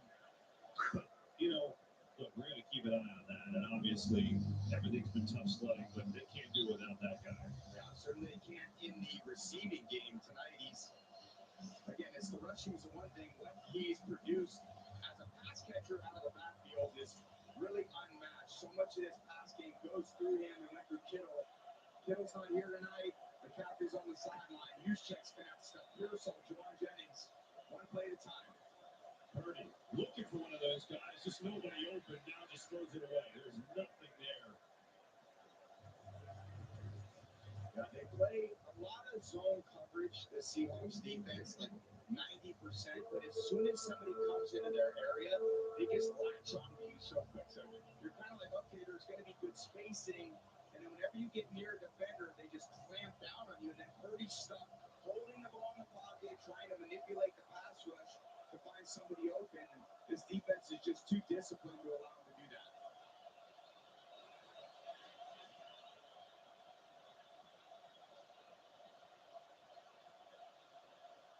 Third and long for Purdy. Pressure in his face. Slides away, in trouble, lets it rip high. On to Jennings. What a play from Purdy. And Jennings in the Wow, love how he escapes. You're going to see Jennings right here on the left side of the screen. But Purdy, this is all about him buying time. He's got Nwosu to evade, and then he sees that quick twitch movement by Jennings. See that? Oh, what a chip by Robinson on Leonard Williams. And then Jennings, third and Jawan, at it again. Great length, great toughness, great strength, huge third down conversion. Jordan James is in the backfield. He played 3 snaps the entire year. They fake it hit. Pressure right in Purdy's face. Right away. In trouble. That just going to throw it away. They get shut to the ground hard that time by a big old Leonard Williams, who has been outstanding. Made his second Pro Bowl this year. And now Jake Tonjes has left it off the field. just trying to run his little outbreaker. Oh, man. Ouch. Oh, man. Already without Kittle, Hodges is their leading receiver now. Now no time, just no McCaffrey. Big trouble.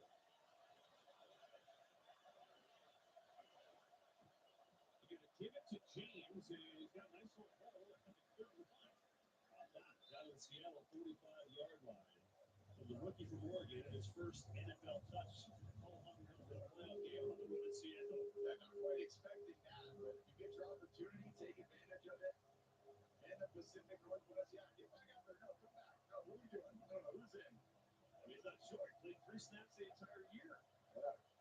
Well, if he's getting the 7 yards to carry, put him back in. He might play a few more. Yeah, put him back.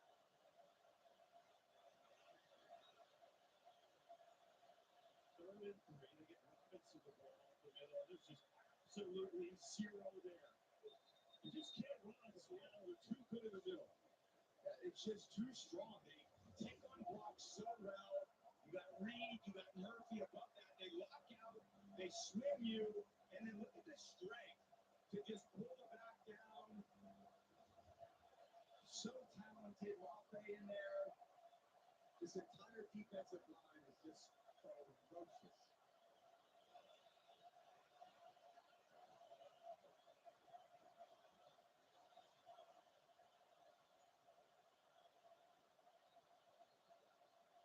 Fourth and 2. Purdy. And trouble James. Leonard Williams and the Seahawks take over.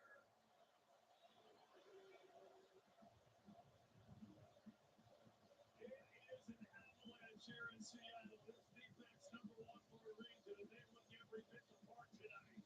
A 4th down stop one more time. Maybe he's afraid of commitment. All right, you're not even listening to me. Bridgewater.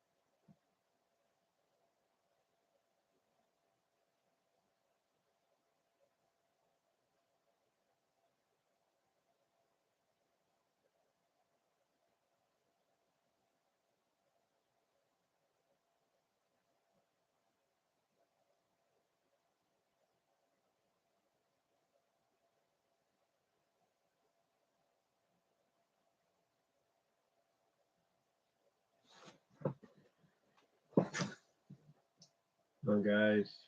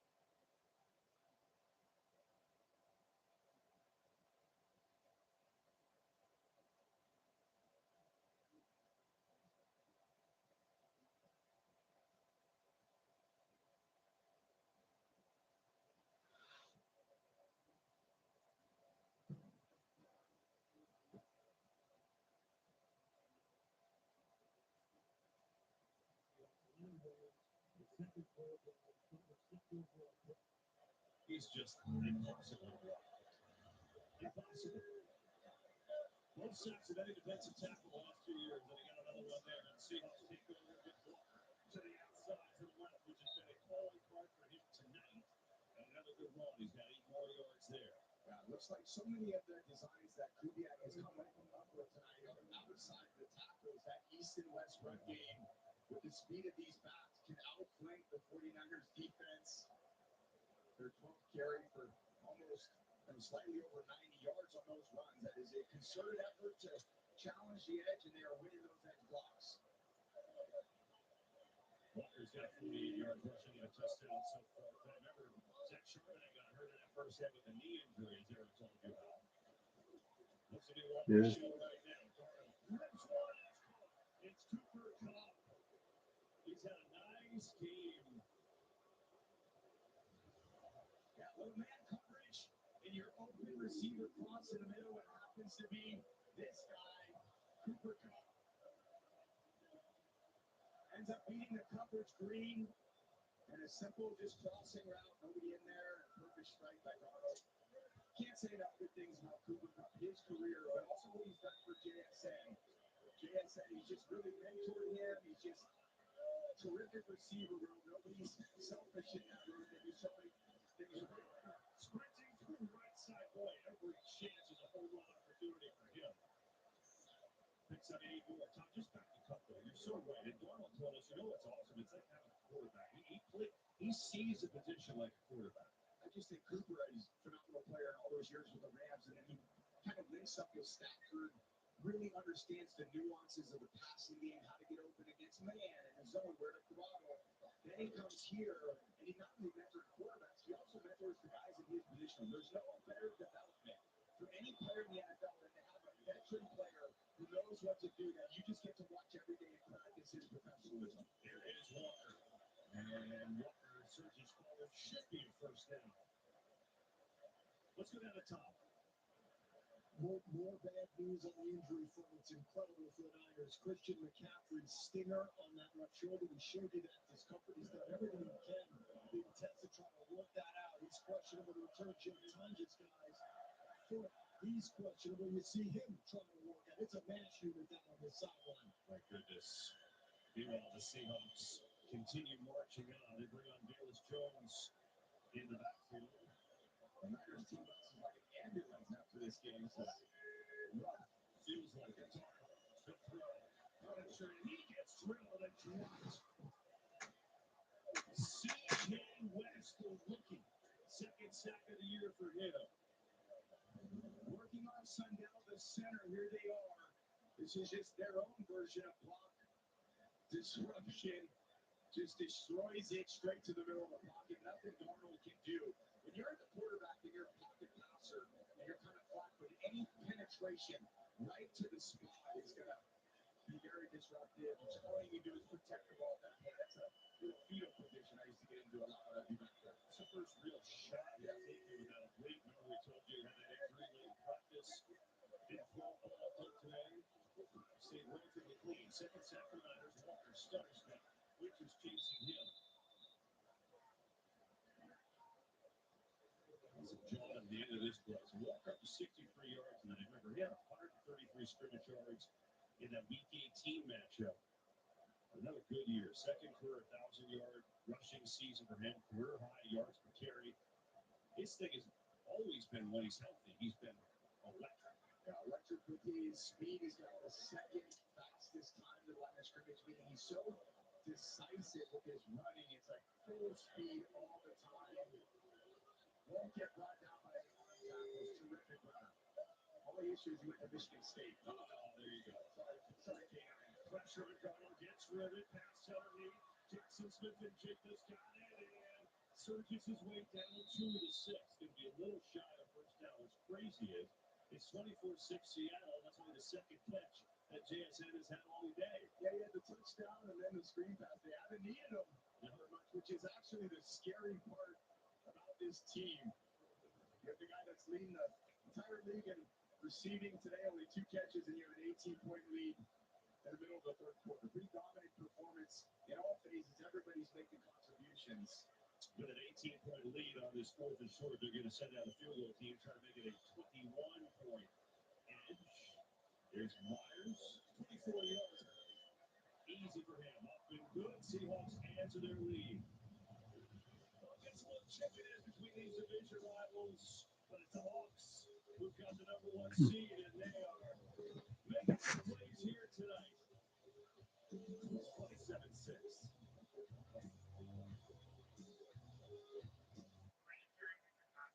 Come on, guys, you can do this. To score three touchdowns is all you have to do. No, I'm serious. They score, get 13, maybe 2-pointer, whatever. 13, and they score another 20. It's doable. It is doable. I guarantee you right now, my brother-in-law, my middle sister's husband, is not too thrilled or anything.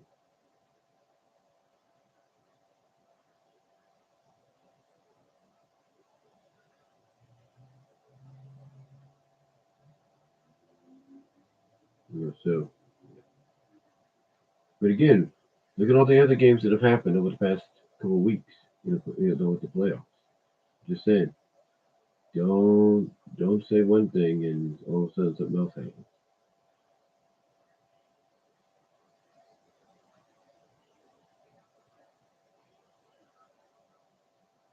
Let's check something here. Like I said, a lot of wrestling going on right now too.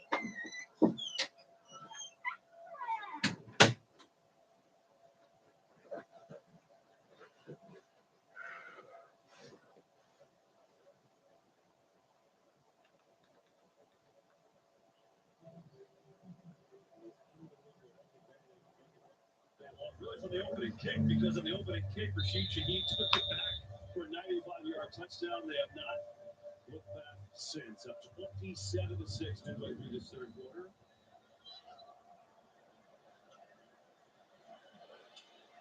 Robinson. Tom, this defense is number one for a reason. You said they do everything well, and boy, they just destroy blocks. Here it is. Just look at them up front. Just maintaining the line of scrimmage and just blowing these guys back. You see, extra Lawrence kind of straining it out around the McKibbitz.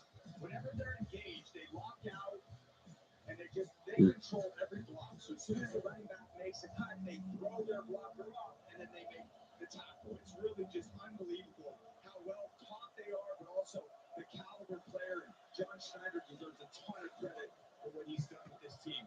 Purdy in trouble. McCaffrey back in there, slings it to use check and makes a nice adjustment at catch. He's got first down. Good drive starter for the Niners. Meanwhile, McCaffrey is just a warrior, man. I mean, he led the NFL at 413 regular season touches. He's up to 448 on the year. The guy plays every single snap. He's obviously playing hurt. Just can't say enough about guys like that. It means so much to him. It pains him more to sit on the sideline and watch his teammates play than the pain that he feels when he's out there. But it's a 21-point Seahawks lead. 6:21 to go in the third. Purdy. That's time. A lot of it. There's just nobody open. Now underneath he goes, and that's intercepted. Ernest Jones has his 6th of the year.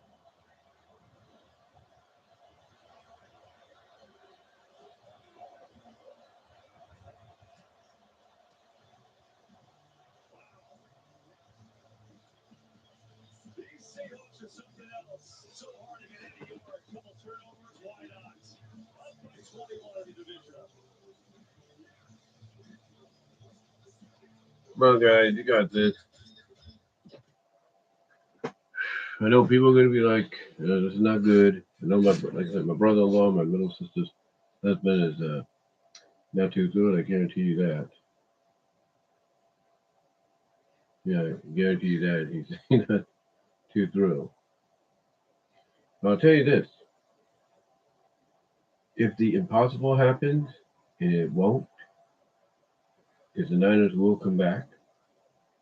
But if the impossible happens, and I know you're thinking, Brian, it's going to happen. Hey, never say never.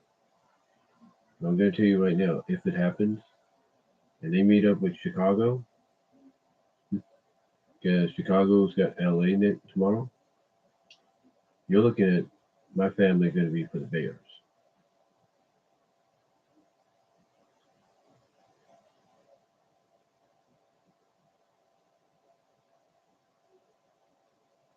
And I think half of the nation will be too.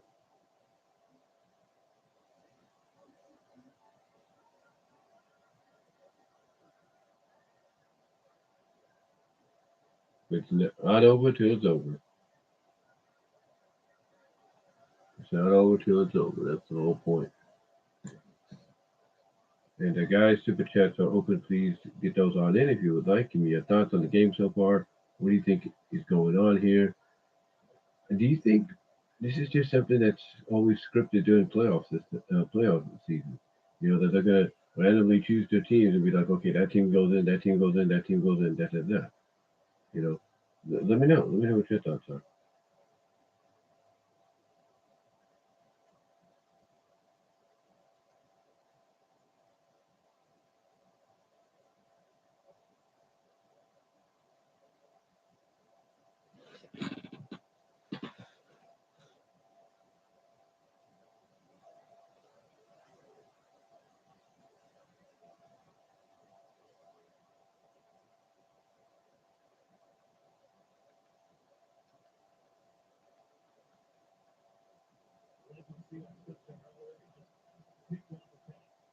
With a great anticipation play, his 6th interception of the year.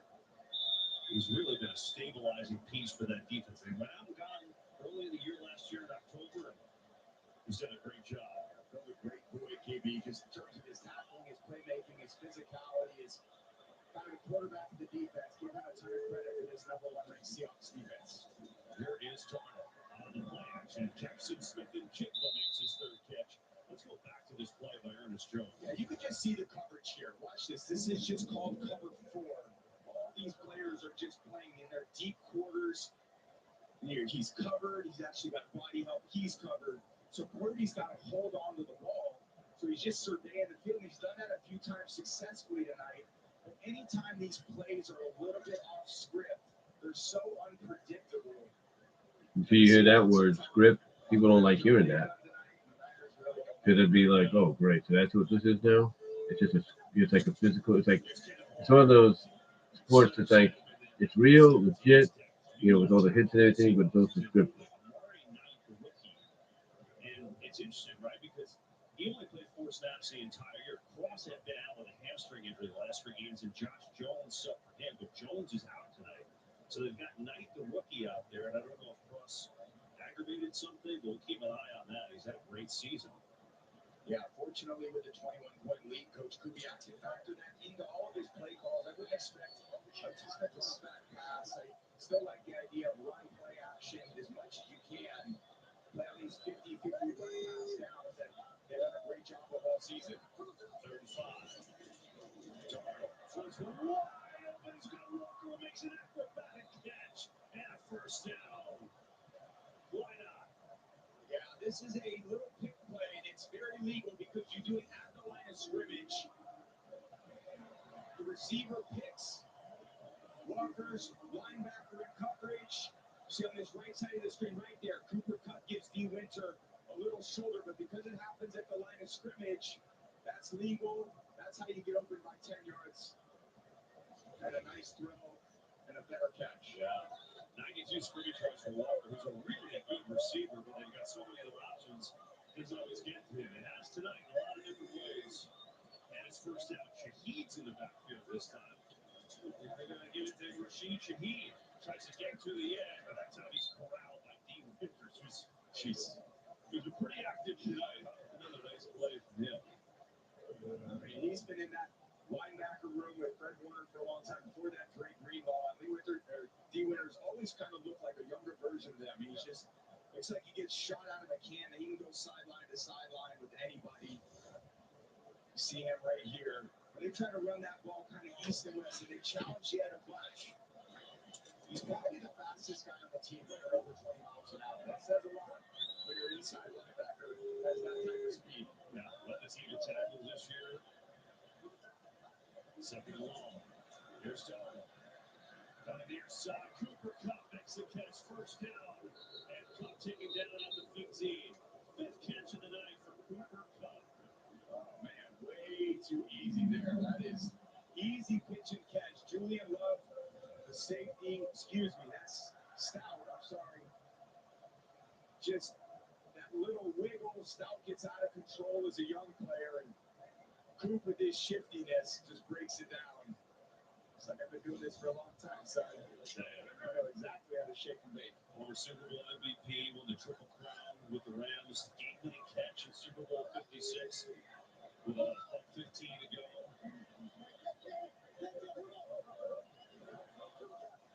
Play clock at 1, and now we get a timeout. I think Seattle let McDonald call it because they might not have gotten that one out. It's going to feel like hamstring running down there to tell that ref. We to go to the end often, but run it all the way down with those timeouts. So we'll get a chance to talk things over. Come on, guys. We get a chance to tell you the fastest racing on earth. Returns of Fox. Alex Come on, guys. You can do this. I know people are thinking it's hopeless. It's never hopeless. Believe me. Never hopeless.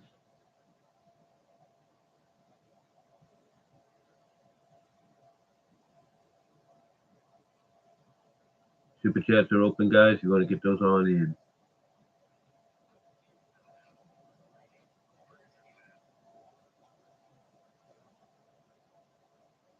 And hello to Shuttle Beef 34. Gracias, welcome.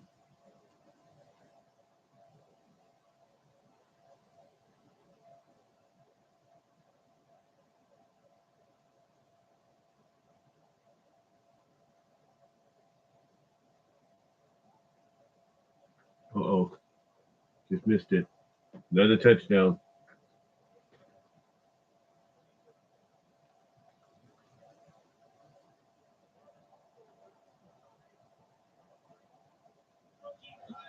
You got Carter at tight end, you got Sauber just winning their blocks on the edge, and that's all it takes for Walker. A little space, and he's just electric in the open field. His speed, his explosiveness, the acceleration to get to the end zone. They are firing on all cylinders tonight, KB. Oh, yeah. This booth was shaking. This stadium was shaking. Giving it a little John concert at halftime. Turned down for what? Sims has their sights set on going deeper in the playoffs. What a performance.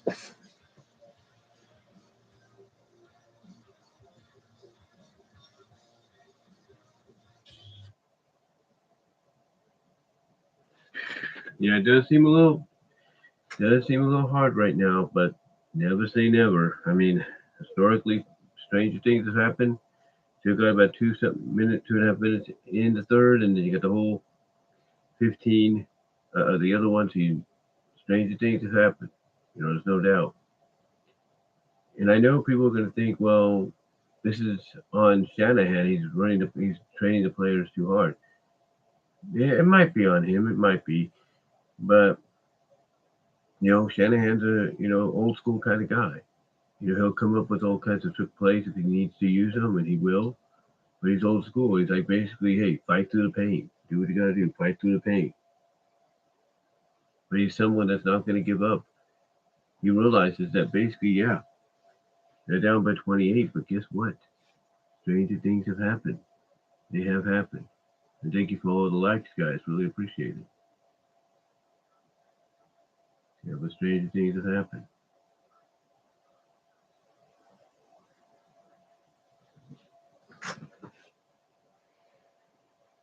Thank you for a ton of likes and super chats are open.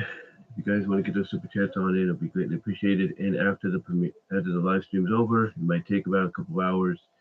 Get those, you know, get ready to put in those super thanks if you like. Those will be open as well. So yeah, be on the lookout for those.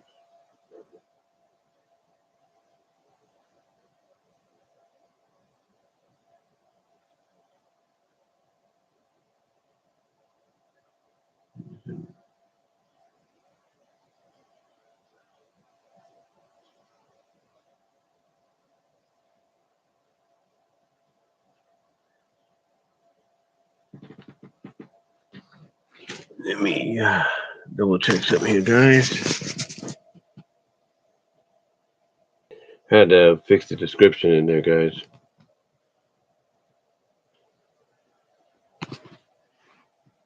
Let me just adjust that back. I see you guys don't have to see me up close that much. I do apologize.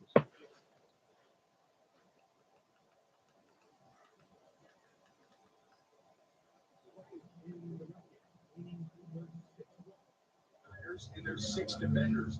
You'd expect the Niners to win those blocks, allow the running back to get through the line of scrimmage into the second level defense where the linebackers are. But the problem is Leonard Williams, Reed, Murphy, they do such a good job with their blocks. They shed them.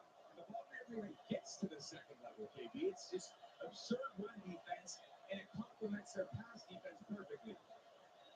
More pressure on Purdy. Rolls around, just going to take off and run. And they're going to pick up some positive yardage out. 36 or 37-yard line. It'll bring up third down. I mean, look, you talk about the talent at every level. They don't give them any explosive plays. They're the second fewest in the NFL. You've seen it on display. Now with third down, I want to let the fans have a little fun.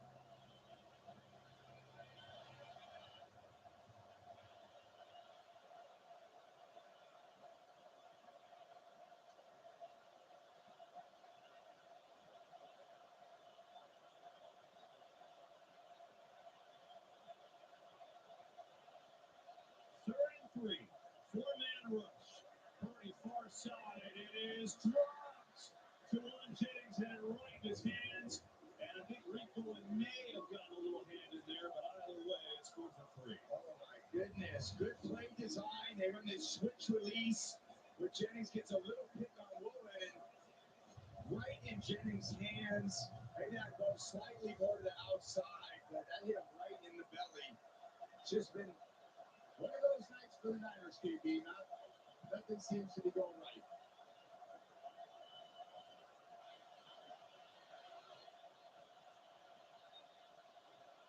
And Seattle will call a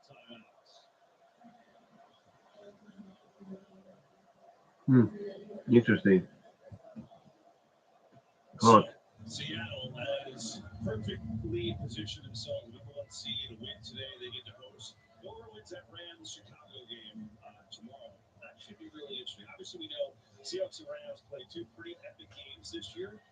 I don't see that one going to Chicago tomorrow, where temperatures are going to be really cold. Now, that really cold weather definitely plays to the advantage of the Bears because they played in frigid conditions for the last 6-7 weeks of their season. We were up there a few times. We were freezing.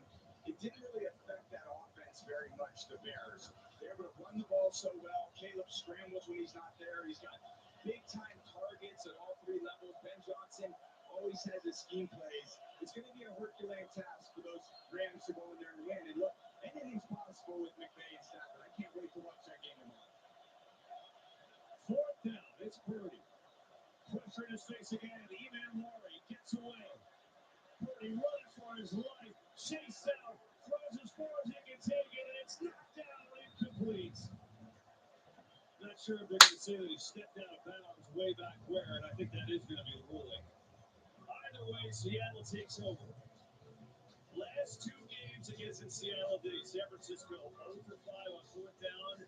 9 total points. Impressive. Come on, guys. Did you know about 1 in 3 people with plaque psoriasis may also develop psoriatic arthritis?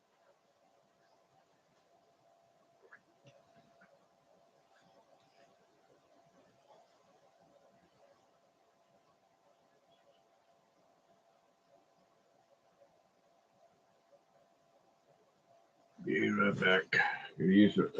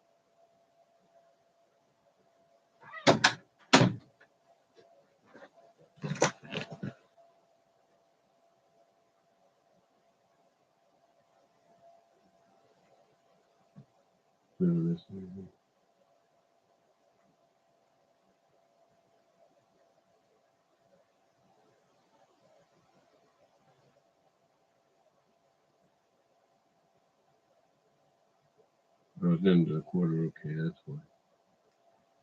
Want to make sure I had to use the facilities, guys. You know how that is. Had to use the facilities.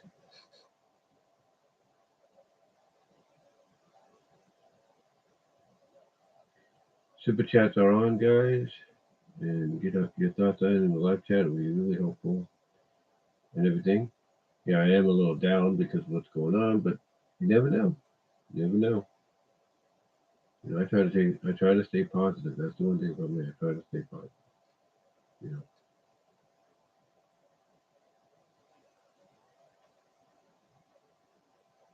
And I will have some videos, you know, ready to go after this. So you want to be on the lookout for those. Those will be up and running. One will be on my discussion on why I'm looking at both sides of whether as to why Paramount, you know, basically I'll be looking at the benefits basically from the point of view of both sides of why Netflix wants Warner Brothers and why Paramount wants Warner Brothers and the benefits both bring and the reasons from wanting the WBD and the others about Station 19 and potentially one of the real reasons that we don't know about it being canceled. And let's just say it's a reason that maybe could have been more acceptable on streaming if not cable television like Showtime, HBO, you name it, Netflix, stuff like that. But those will be coming, so keep an eye out for those, and lose those and the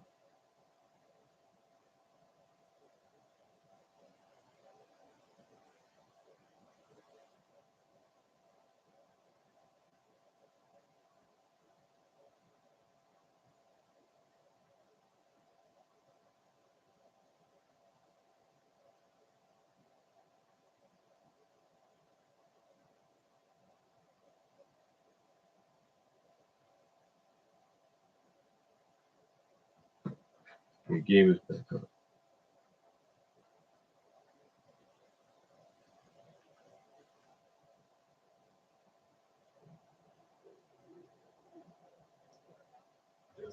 They can bring them down. The offensive line's pushing. There's about 16 bodies in there. Gotta love it. Playing at home in front of this home crowd, continuing the momentum they've had. Those little 4-yard runs in the first half are now turning into 8, 9, 10-yard runs here in the second half. They're breaking down the will of this defense a bit in the run game. And again, a little undermanned defense. It's been. We've already referenced that. I just give so much credit to the Seahawks team, how they came out and played tonight. Season high rush numbers from him at 107, but now he's going to lose a couple of those as he goes backwards. Well, Seattle, one of the many things known for is their great coffee. So what has been the signature blend of their success? Well, they hired Mike McDonald last year. That worked out pretty darn well. And then this year they make a change. They bring in Clint Kubiak as the OC. They signed Sam Darnold to that contract. And with a 191-point differential, franchise record of wins, top 3 scoring on offense and on defense. And there's the architect, John Snyder. Right. 16 Where do they go after they win this game? Yeah. Seahawks, where do they go? They stay home. Where are they going to go? They stay home. They host either LA or Chicago. They still have to play one more game? Yeah. And then what happens after that? When it goes to the Super Bowl. That's not a good game. What happened to them? I don't know. They got too many injuries. Yeah. Well, McCaffrey's hurt. McKill's not in there. 2 weeks to prepare for this game. You better believe it. Praise God, no matter what I say. Praise you, God. Thank you, praise you. I praise you, and I thank you. I praise you, and I thank you. Whatever way it goes. That's it. I don't know. Yeah. Did they go to the Super Bowl last year? No. The, Philly did. Kansas City and Philly. I don't know what's happening. They got too many injuries. They don't have McKill in there. McKill, Yeah. little guy, and they don't have. And McCaffrey's messed up. Yeah.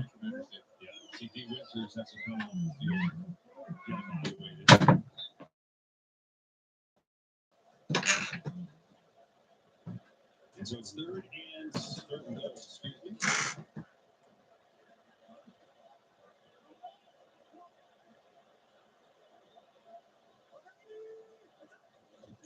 Walker looking for the trifecta. He's got it. Touchdown, Seahawks.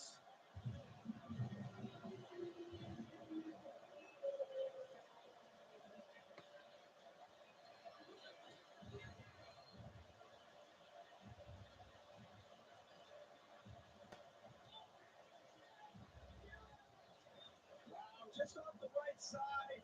Behind Lucas, the right tackle. Corner, tight end. Just seal the Sundown leading up inside. Untouched for Walker. The dam has broken. That's what happens. It's like water on a rock. And after that, after you just kind of beat the other team down, they lose a little hope, they lose a little energy. And then these kind of standout stars, that's what they end up turning into days like this. Seattle had to work to week 18 and beat the 49ers to get the number 1 seed, and they are looking at every part of that tonight. 41-6. It's a crushing in the Pacific Northwest.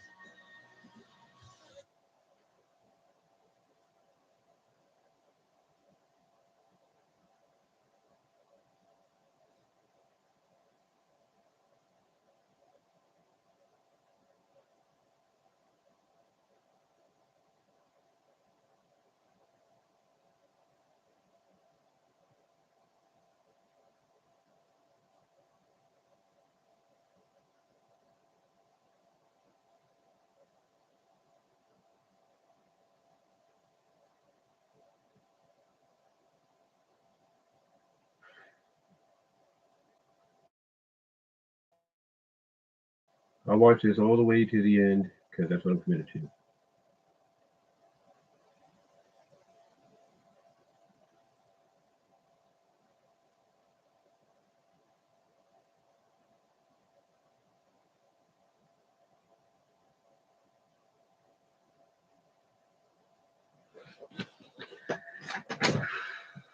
Come on, guys. At least try to get some positivity into this.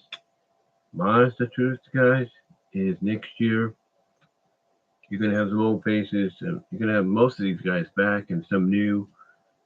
If I'm Shanahan and I'm still there, and he will be, I would rotate my players to make sure my star players don't get hurt. Rotate them out with the second, the people that are behind them. That way, everybody gets a chance, and you don't know who's going to be coming up. You know what I'm saying? So that's how I would do it. That's how I look at it, and everything. You know, that's how I look.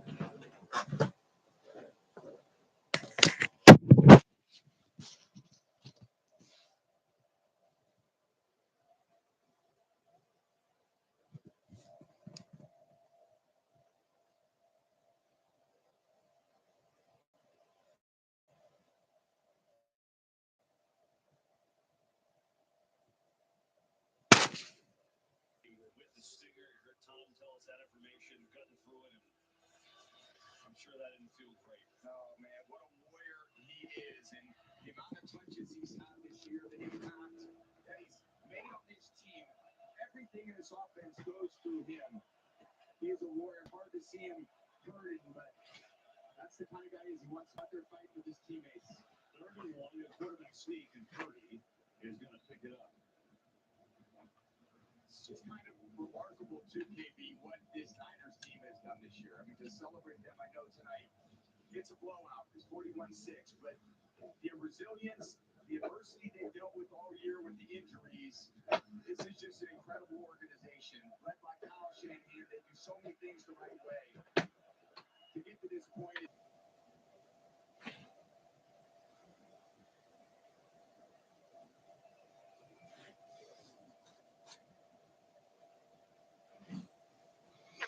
Ironic, this is all happening towards the end of the game.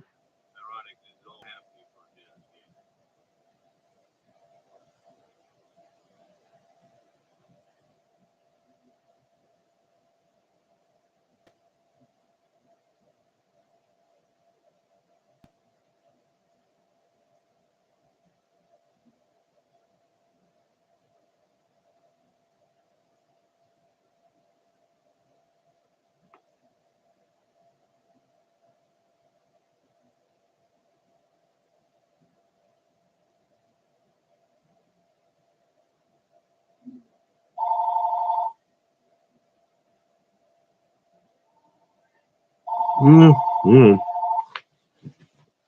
Okay.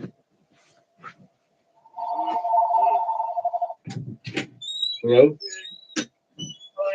Yeah. Yeah, it's right here. Right here.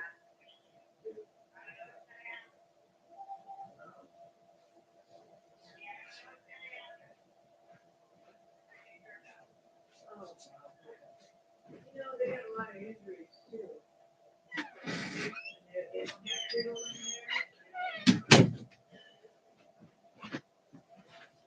Sorry about that.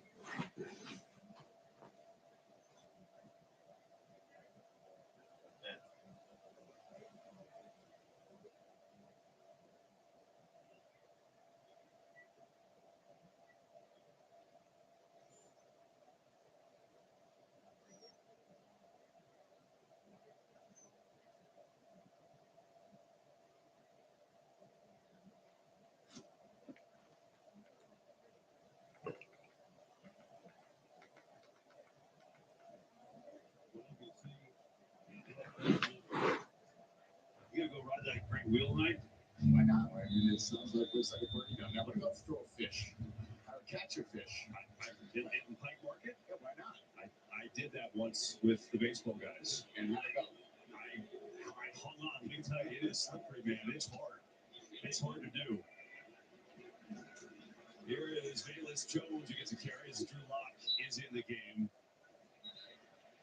I'll tell you what, Seattle, talking about their complete team. The tight ends haven't factored in the pass game receiving, but how about the blocking? Yeah, incredible, and that's so unsung. Warner there, Saubert there, getting up on the blocks, engaging with their strength. That allows you to run that outside zone scheme. Look at the pride that they take in that. That is just team football. And I always say there's a difference between being a star and a champion. Champions are tight ends that want to block, that want to set the edge. You want to run behind them. Stars are ones that just want the glory because they want the fantasy points. This team is made up of a bunch of unselfish guys, and maybe one day they'll be champions here. Here is Jones. Some of the backups get opportunities now, and I think, too, for Seattle, consider this. So much worry about Sam Darnold. Never goes on the injury report at the oblique at practice. Didn't throw a ball. What was he playing? Yeah. And then when we talked to him, as Aaron told you earlier in the day, he felt confident, had that test done, and felt good. And you know what? Him come through healthy and play a nice game and get his first playoff win. That's pretty cool. I thought he's been very efficient today. Nothing, too much at risk with the ball. One of the areas where, he has not been good this year is giving the ball away. And tonight he's been stingy. He is not giving it away, which is what he's going to need to do next week as well. 3rd and 7. Jones will get it again, and not much there. And a hunting situation is going to come your way. There, Kendricks in on the stop. And it's hard to imagine that if he doesn't turn the ball over, KB, how does this team run? If he doesn't turn it over and you're forcing long drives by the other team against this defense, I just don't see where there's enough action. It's going to take, great effort by a defensive scheme to knock the ball off either these Seahawks runners, which is really hard to do because these guys are so twitchy and fast. It's hard to get a clean shot on it in the pass game. If it's run and play action, Sam's out of the pocket. He makes pretty good decisions out there. We're going to basically have to keep him in the pocket, see if they can make him misread some coverage and throw some picks next week. It's going to be a tough ask, no doubt. On the return, it's Sky Moore. And Moore gets stacked up immediately that time. Nehemiah Pritchett down there on that one. And the divisional playoffs presented by Into a Turbo Task include tomorrow. We got the Texans and Patriots on ESPN and ABC, followed by Rams and Bears on NBC. Of course, next Sunday is the championship game, AFC on CBS at 3 Eastern, followed by the NFC championship game on Fox right here, 6:30 Eastern time. All games presented by Into a Turbo Task. And we know we're going to be back in Seattle, which I'm excited for. It's pretty good knowing as a broadcaster that you're going to be in the championship game every year. You kind of did it right as a player getting to those games, too, I think. Mac Jones in there. They get the backups in for the 49ers as Jordan James gets a carry. Jones played really well this year. Brock Purdy was hurt. I mean, really, they would not be a playoff team without him. They went 5-3 with him in there. It's an amazing sign-up side as a backup, and they did a nice job. And, I think what's going to be interesting about these 49ers, you talk about their resiliency and still the stars, getting healthy, right? Obviously, Bosa, Warner, and Kittle. It'll be interesting now what's the next step for them. Jones over the middle, and that one is knocked away. Rick Woolen in there for Seattle. Come on, guys. Do something positive. They've struggled at times with staying healthy for whatever reason, and at the same time, a lot of teams get banged up and get injured. You got to find ways to be resilient. They've done that. But when you get to these critically important games, late in the year, there's no margin of error. You have to either play great football, and you need all your best players out there. They got to be available to you because the margin of error is just razor slim. 35 for Mac Jones. He's running around, thinking about taking off. Jones, is he going to make it? Overs his shoulder. If he makes the play, you love to see it. He's got a little juice. And even, this Niners team, when they've been super successful, like in the Super Bowls, they've had probably a better split-end receiver, your true one-on-one receiver that they thought they had in Brandon Ayuk. Right. That didn't work out this year. They're going to need to reload at receiver a little bit. Offensive line's got to stay healthy. They got a decent group up there. Obviously, Christian, maybe they can find someone to spill some of the load at Christian. I just don't think you can go 80% of play time at halfback for over the course of these weeks and not feel like you get to the end a little worn down. No doubt. Over the middle, it's Jones, and he's got a short completion there to Robinson. We were showing you about Brock Purdy, how many miles the guy's run tonight. Just running for his life and keeping plays alive. And 413 yards traveled. Just running in the backfield, trying to look for play. I mean, that is unbelievable. Yeah, that's almost Patrick Mahomes-ish in the Super Bowl that I played against him. Running for dear life. Our D-line was just tracking him down the whole day. I just kept looking at the sideline. How is he just not exhausted by the end of the day? And Brock's going to be that. You know, that time to throw, just trying to buy time on third down, extend plays, trying to get his receivers open. It takes a toll on him as well. Yeah, his stat line may not look pretty after tonight. The guy played his heart out tonight. There's under 5 minutes to go from Seattle. It's a party now. The Seahawks chants going on. These folks haven't sat down in a long, long time. Here's Jones. Lofting one deep. Has to Jennings and just missed it. To the near sideline. And it'll be a 4th down and 6. Yeah, it's just great to see I think the trust that Brock has earned with his teammates, with his coaches. You know, he cares so much, cares so deeply about performing well on the biggest stage. And you get down here after 5 months of football, and you laid your heart out on the field. You know, it's a very empty, you know, sad feeling for all of us as competitors when you just come up short in the end. It's kind of hard to believe. This is 49ers' first punt of the game. Really? You wouldn't think it's 41-6, but they've gotten stopped on 4th down. They've turned it over. So, yeah, Morstead gets his hand in the action. Good high kick. Third catch called for there by Shaheed down at the 14-yard line with 4:23 to go. And it's a good time now to wish our good buddy, longtime Fox colleague, and quite frankly, legendary producer Bob Stinner, a happy 85th birthday. Say you're a legend. We love you. We know you watch all the time. Always look forward to your phone calls after we're done. So, Bob produced my first Super Bowl, KB. That's right. That was, you know, many moons ago. A little older these days. That was about the time when you realized you were going to go into TV, right? Right about that. Right about that. I was just trying not to throw picks of that. I didn't know what my future was. But the fact that I'm up here with you and our crew at Fox, this has been truly a highlight of every week of my life. This is my post-career playing. Couldn't be any better hanging with you, partner. That's the best. Love the time with you as well, as Jones going to get it. So let me ask you, you played here amazingly enough in your illustrious career only one time. Crazy. And now coming here in this vantage point in the booth, how do you compare the two? What do you think? Yeah, this is just as electric as an environment is in football. I think between this stadium and Kansas City Stadium, they're definitely the two loudest. Come on, guys. Something positive. Northwest very much. I had one opportunity to play here with young Richard Sherman, young Earl Thomas, young Cam Chitz. I didn't even know who the Legion of Boom was coming into that game, and they were talking smack, we were talking smack. It ended up being a great game. Russ was his rookie year, and I came out of that game having a tremendous amount of respect for this organization, their fan base, and what they commit every week to winning. Yeah. Kind of feels the same way. And, you know, one thing about them, when they get the #1 seed, they've done it a few times before. They've been in the Super Bowl. The last time they were in the championship game, it was this miraculous comeback. The onside kick recovery against the Packers. It went to overtime. Marshawn Lynch and then Jermaine Kearse. There's Russell Wilson, the perfect throw in overtime. Sent him to the Super Bowl. Wow. And you know what happened on that one. Yeah, it ended up pretty well for us. Let me say that.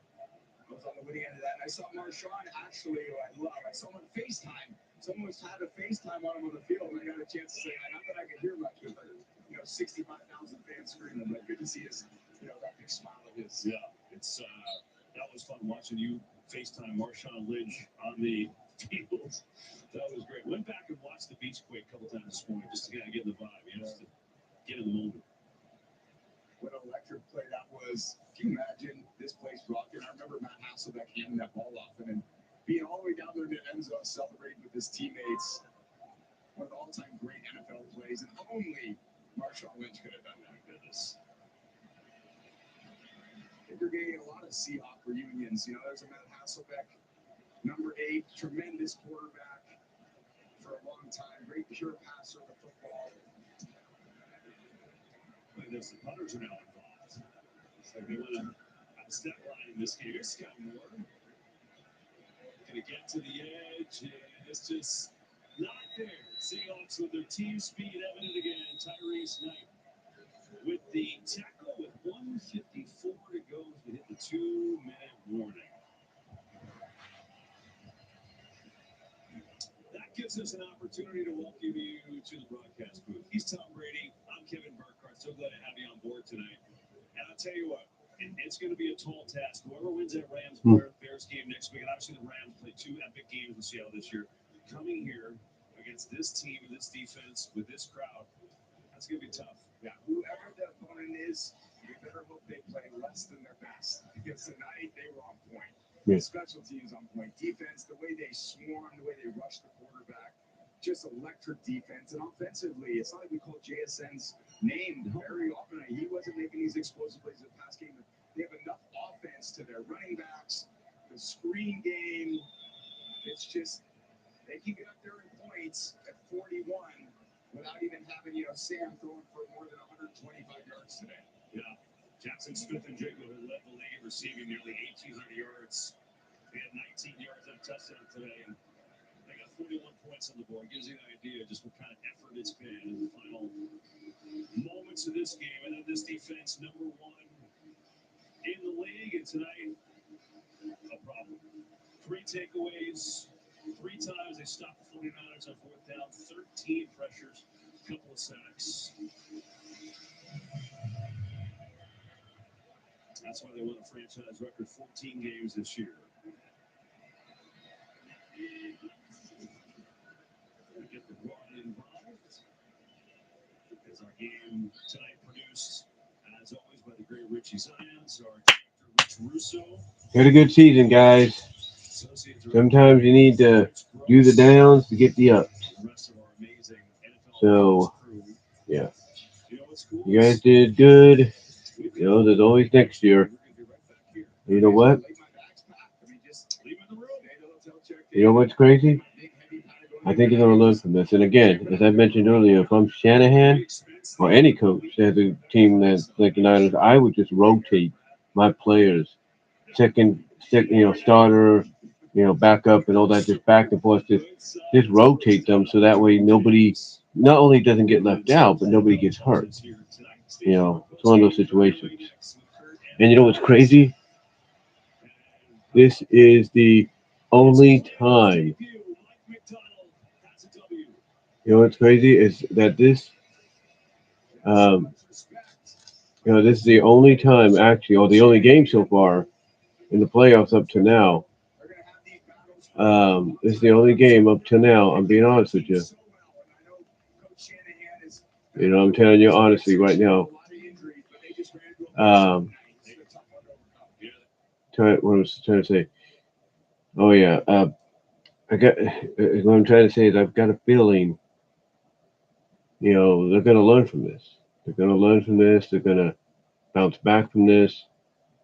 And again, as like I mentioned earlier, I believe a lot of people, including myself, across the nation, you see those maps they put online, right? Like how many in the nation are going to cheer for this team and cheer against it. I got a feeling you're going to get a whole map that's going to be nothing but either the Ram colors or the Bears colors. I guarantee it. But yeah, that's all I can really say, guys, about this. Didn't turn out the way we would hope. And oh yeah, that's what I was trying to say. I was getting a little. I've been watching the game for 3 hours and all that. And I do apologize for any of the hiccups that occurred during the stream. Um, but long story short, when you get down to it, this was actually the first one out of all the playoffs that was a blowout. All the playoffs up to now, all the games, as far as I know, were close. This was the first one that was a blowout.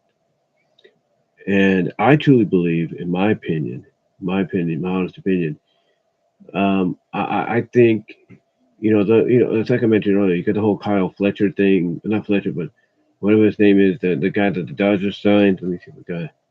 The history on that. I got a history on that somewhere. Let me see. Let me see. I know I was reading. Kyle Tucker. Kyle Tucker, not Fletcher. Fletcher is the Kyle Fletcher is AEW, but Tucker. You got people talking about that, saying, "Oh, that's going to cause a lockout probably by 2027." I've got a feeling, that yeah, it's going to cause some controversy, and the MLB's commissioner is going to, and the MLB board is going to have to step in.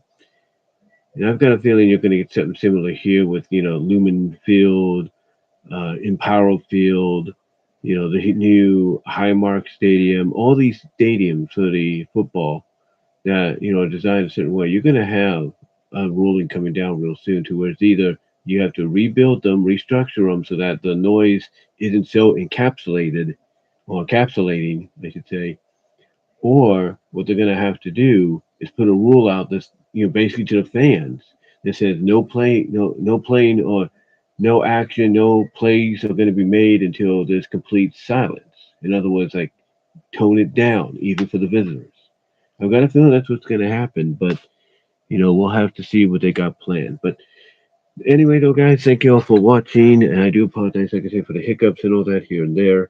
There will be some upcoming videos as I've listed here, and that's like I said, that's all I can say and everything. So until next time, take care. God bless.